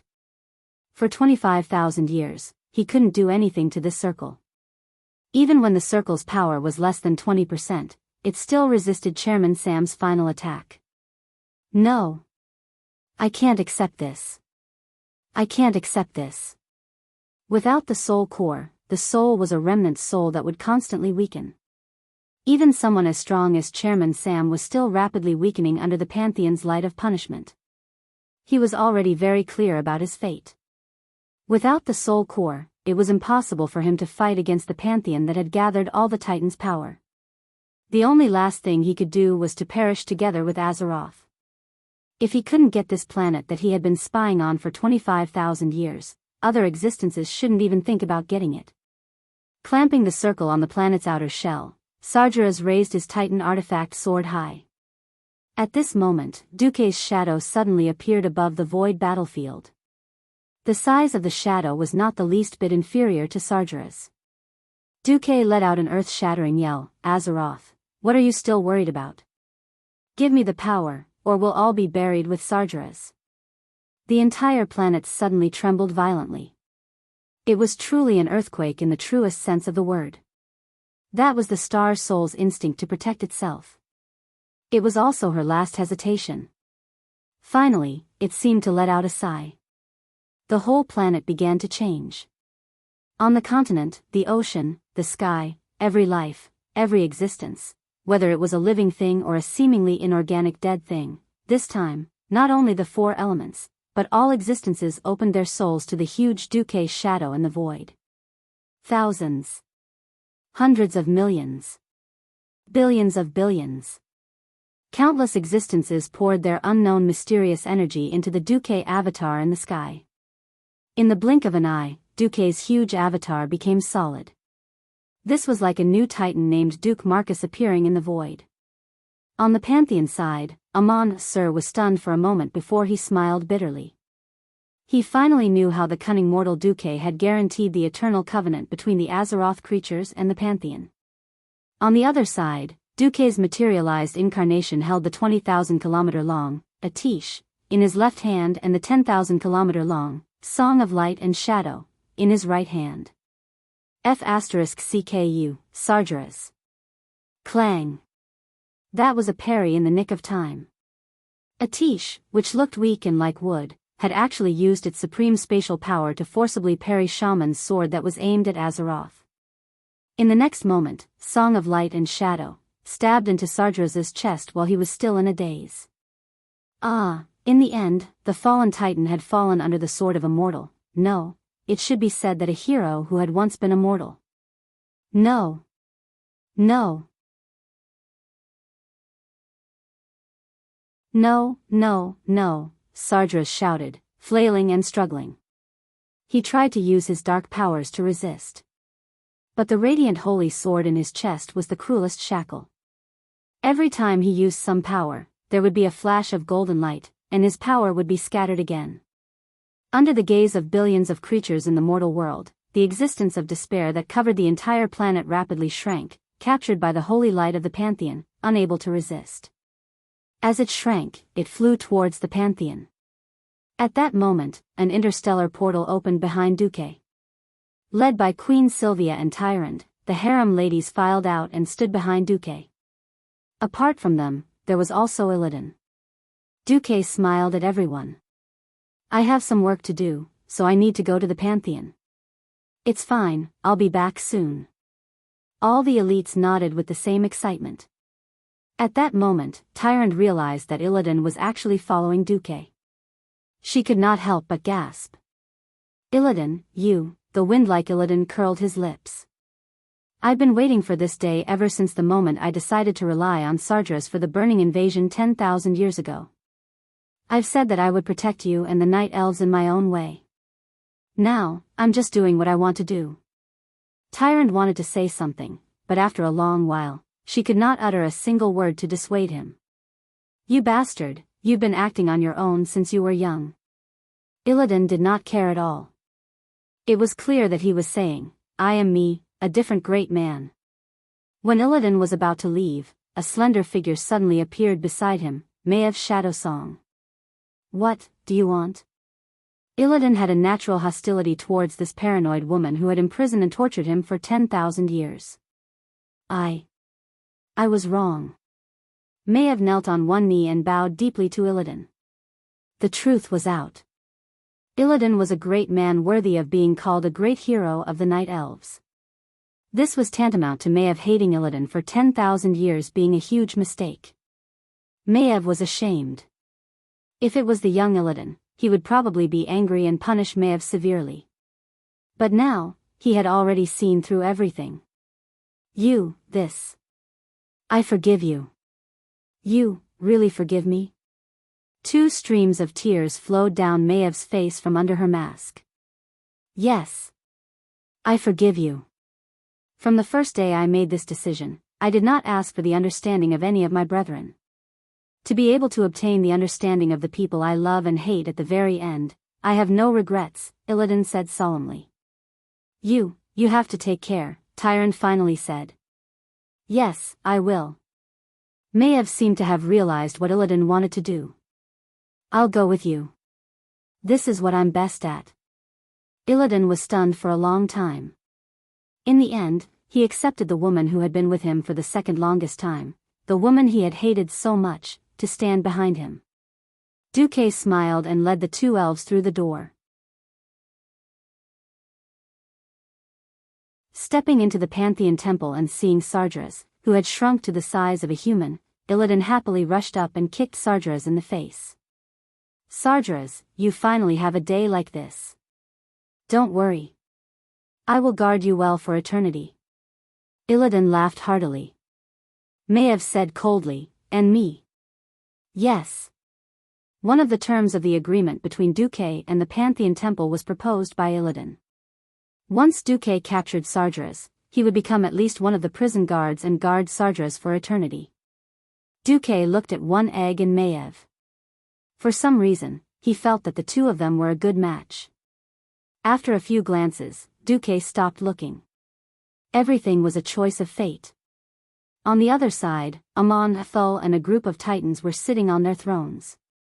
Duque noticed that there were 2 more giant chairs in the Pantheon temple. They were obviously not Sardras. As a traitor, he did not deserve to have a throne. This is, You're just a mortal who ascended to godhood. You took advantage of Azeroth's crisis to get your hands on the Titan god's power. What are you still pretending for? Dreamweaver Noganon laughed.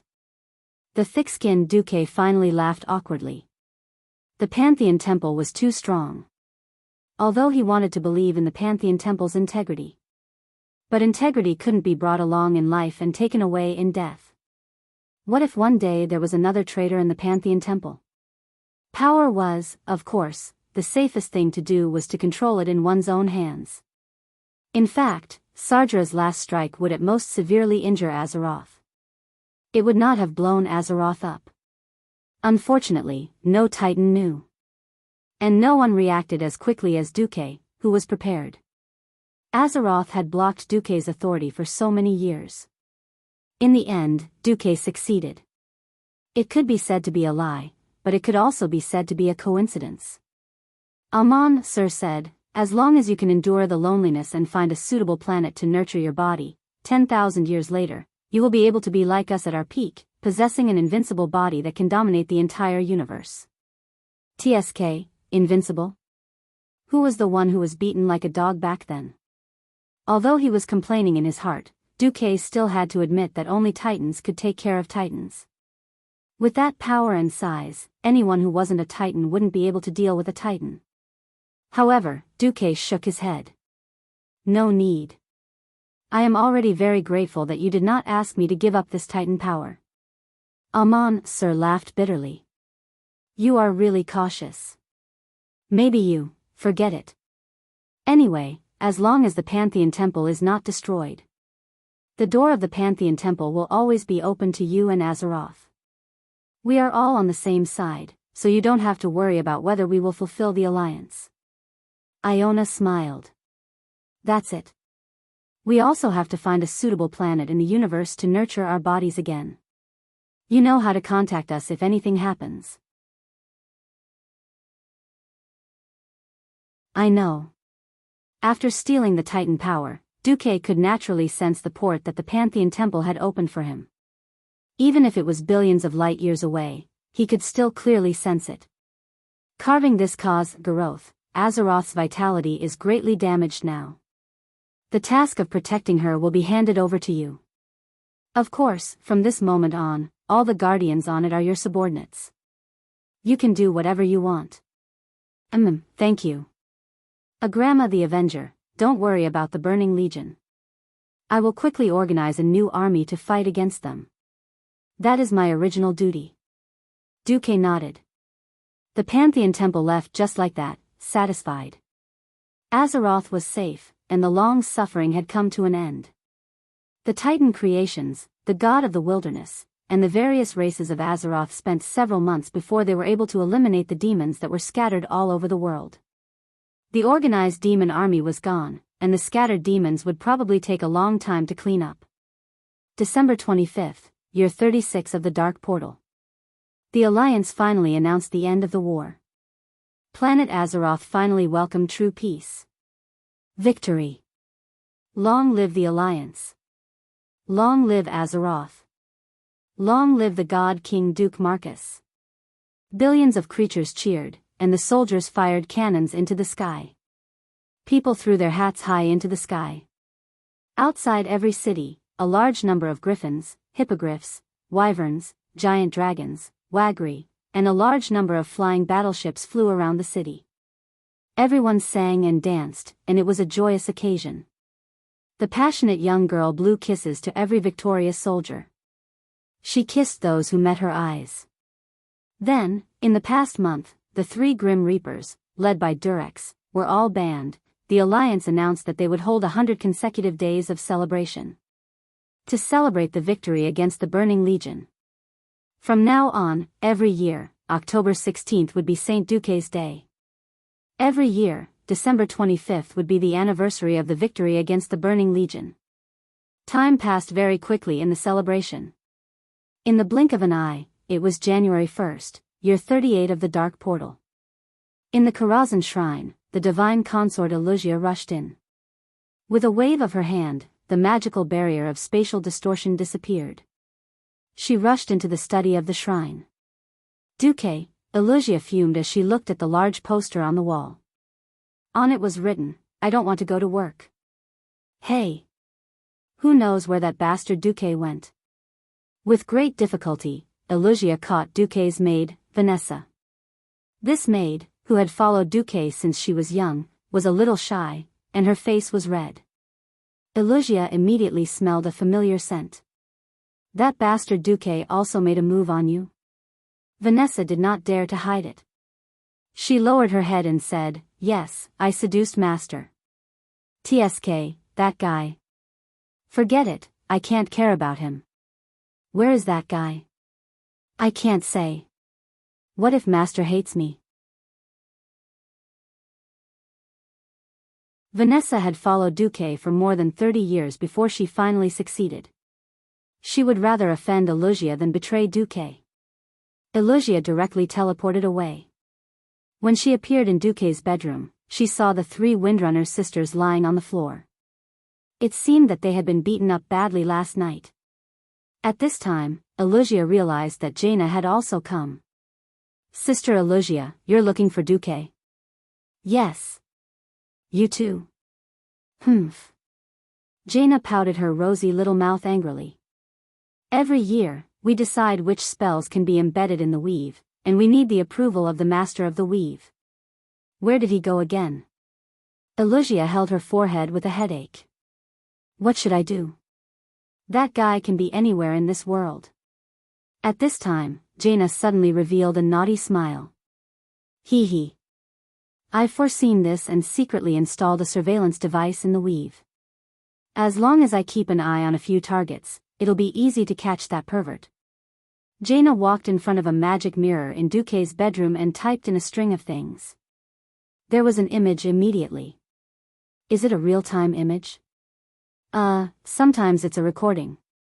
Soon, the first recording appeared. It was obviously in one of the Scarlet Crusade's holy halls. In the image, Sally Whitemane was wearing a red robe with a high slit and holding a staff. At first glance, there seemed to be nothing wrong, but upon closer inspection, one could see that Sally was secretly rubbing her beautiful pair of long, white legs. Revive. My brave warrior. In the image, a square piece of white cloth suddenly moved where Dumuk's thighs split. It was as if a zombie had come back to life, and something was slowly rising. Jaina's eyes were quick, and she quickly changed the image. This is obviously a recording. The next image was of a dungeon. A tall female elf was tied up tightly by some kind of tortoise shell. She cried and begged for Vashti's mercy.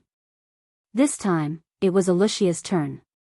Ever since Vashti caught her former master, Queen Azhara, who was hiding in the dark and plotting all kinds of subversive activities, she had changed the queen's skin color from the bluish-green unique to the high elves to white. Then Duque would occasionally go to the dungeon to interrogate the queen and get her to answer questions. The next image was of the adoptive mother and daughter, Tyrande and Chandris, who were hugging each other and sleeping. Next to them was the holy light duo, Hoof and Kalia. Looking at the traces, it was obvious that the murderer with the surname Du had already escaped. The last image was of a snowflake in the mirror. Jaina knew. Damn, that bastard is in the Wyrmrest Holy Hall. This is going to be difficult. At the highest point of the Wyrmrest Holy Hall, a new villa had been built on the once incomparably spacious top floor. This had become the holy land for all kinds of female dragons to challenge the Lord of Wyrmrest. The blue dragon Taragosa, who was supposed to die in the cataclysm and whose soul had merged with the artifact staff, was the first to attack Duque. Who knew that she would be attacked instead? Duque's 48 forms of Hand of God only used 6 moves to defeat Taragosa. Onyxia was the second to be defeated. Her defeat was due to Duque's familiarity with her dragon's cave. After a few rounds of wild attacks on her weak points, the black dragon princess fell to the ground. Isra was the second to fall. Ever since Duque had accidentally entered a 10G action movie, Isra had never been strong. If he accidentally cooperated, he would be finished. The only one who could truly fight Duque was the head of the 5-color dragon kings, Alexstrasza. Duque caught the human-shaped dragon that was trying to escape. Even the red dragon queen, who was using all 4 legs, could not escape from his claws. Duque grabbed the 2 dragon horns and attacked continuously with the godly sword 9999 combo. Alexstrasza could not defend herself and roared in anger. Hee hee. I shouldn't have helped you back then, you little bastard. Yo. If I hadn't saved you back then, maybe a new type of dragon would have appeared. Duque was shameless. I regret it so much. I should have killed you, you scourge. Alexstrasza roared and began to struggle at the same time. Unfortunately, it was useless. Ever since Duque had stolen the Titan's divine power, she was at a disadvantage in terms of strength. No matter if Duque wanted to break her armor or crush her, she could not resist. Perhaps this was what it meant to be shy and happy. After taking down 4 dragons in one go, Duque felt refreshed. He teleported back to a secret room in Karazhan. The Eridar twins, who had been waiting for a while, helped Duque take a bath. At the same time, after tidying up his appearance, Duque prepared to go for his last date of the night. It was a beautiful human woman with a very Japanese charm. She spun around in front of Duque, showing off her graceful body. "How is it?" "Just like how you imagined Sensei Mitsuru to be." Duque rested his chin on his hand. "Not bad." After a battle, she gave Duque this evaluation. "Well, it hurts too much. I wonder, if Sarjara stabbed me with a sword, would it hurt as much?" Duque said, "Trust me, you'll be crippled even if you don't die." That day, Duque was still caught by Jaina. Even though the system genie was working at full capacity to help him with official business, he was still busy for a full 12 hours. "I protest. I complain. I want human rights. I want an 8-hour workday." "Bullshit, you're not even human. You Titan, if you have the ability to torment your sisters every day, don't you have time to work?" Queen Sylvie grabbed Duque's ear. She had completely lost the arrogance and reluctance she had during the melee last night. The divine light in Duque's eyes transcended space and fell on every part of Karazhan, which had become a temple. The girls of the Night faction were practicing archery. Kalia, Sally, and Imriel, who believed in the Holy Light, were discussing how to write a new Holy Light doctrine. Onyxia was instigating more little female dragons to play Dragon Cave Exploration with Duque. On the surface, the women in the harem all had their own things to do, but in fact, Duque knew that everyone was a little bored and looking for something to do to pass the time. The Burning Legion was like a mountain that had been pressing on their chest for decades. Once this mountain disappeared, they suddenly became empty again without a goal and a new direction to work towards. Duque gathered the women. "Everyone, I have an important announcement. I'm going to take everyone to the world where I'm from. It's a world that's completely different from Azeroth." A stone stirred up 1,000 ripples. The supreme ruler of Azeroth, a true god, and Duque, who also had half of the Titan's power, announced that he was going on a long journey. This caused the entire alliance to explode. There were all kinds of emotions in the mortal world. Some were secretly happy, some were worried, some were distressed, and some were in pain. No one's opinion could affect Duque's decision. On the day of his departure, the entire alliance, the wilderness gods, and the Titan guardians had all arrived. William stared at Duque for a long time. He wanted to say something but hesitated. Finally, he said, "Are you really willing? Everything that you've created is here. In this world, you're supreme." "Willing? Of course not. Even though I have the Titan's power, I've always wanted to have the strongest power, the best girls, the most money, and the most power since I was young. Then, why, maybe I'm afraid I'll be bored. I've been flirting with girls all day, and I've almost used up all the new ideas in my mind. If I stay here any longer, I'm afraid I'll be too bored and cause a second cataclysm in the future, causing a flood to destroy the world. Then, I'll let my former allies attack me or something." Duque's words scared Prince Andoin, who was beside him. "Uncle Duque, don't scare me. You'll always be a great hero in my heart." Andoin's eyes were full of admiration. Duque shrugged his shoulders disapprovingly. "Hero? No, I'm actually just an ordinary person. My priority is to protect myself and hope that my friends and family are safe. On this basis, I don't mind saving the world or something along the way." At the side, the 5 silver sages were a little lost in thought. There was no such thing as generosity. Instead, it was the truth that mattered. Andoin was a little confused. "I don't care. I'll keep your Duke's mansion for you." William rolled his eyes. "Duke's mansion?" Duque laughed. "That's right. In my hometown, the pronunciation of Duque is Duke. In the common language, it means Duke. One day Duque, the first Duke." Duque left, just like that, leaving not a single cloud behind. Perhaps what was left for Azeroth was a 1,000-year foundation and a perfect legend. Feeling dizzy, Duque felt that something was wrong. He opened his eyes and saw Alexstrasza and Aurelia, who had just thrown up Duque's godly sword. Then, he saw his ladies, who were all dressed up in full Azeroth style. Wait. Are you planning to go out like this? This is my hometown, Earth. Duque was shocked. Tyron turned around gracefully and moved her long ears provocatively. Did you forget that today is China Joy? We're going to compete to see who can win the cosplay competition. F***CK, end of book. You're tuning in to the Biyao's Wuxia Chronicles YouTube channel. Don't forget to subscribe and join us on this journey to catch the most captivating stories.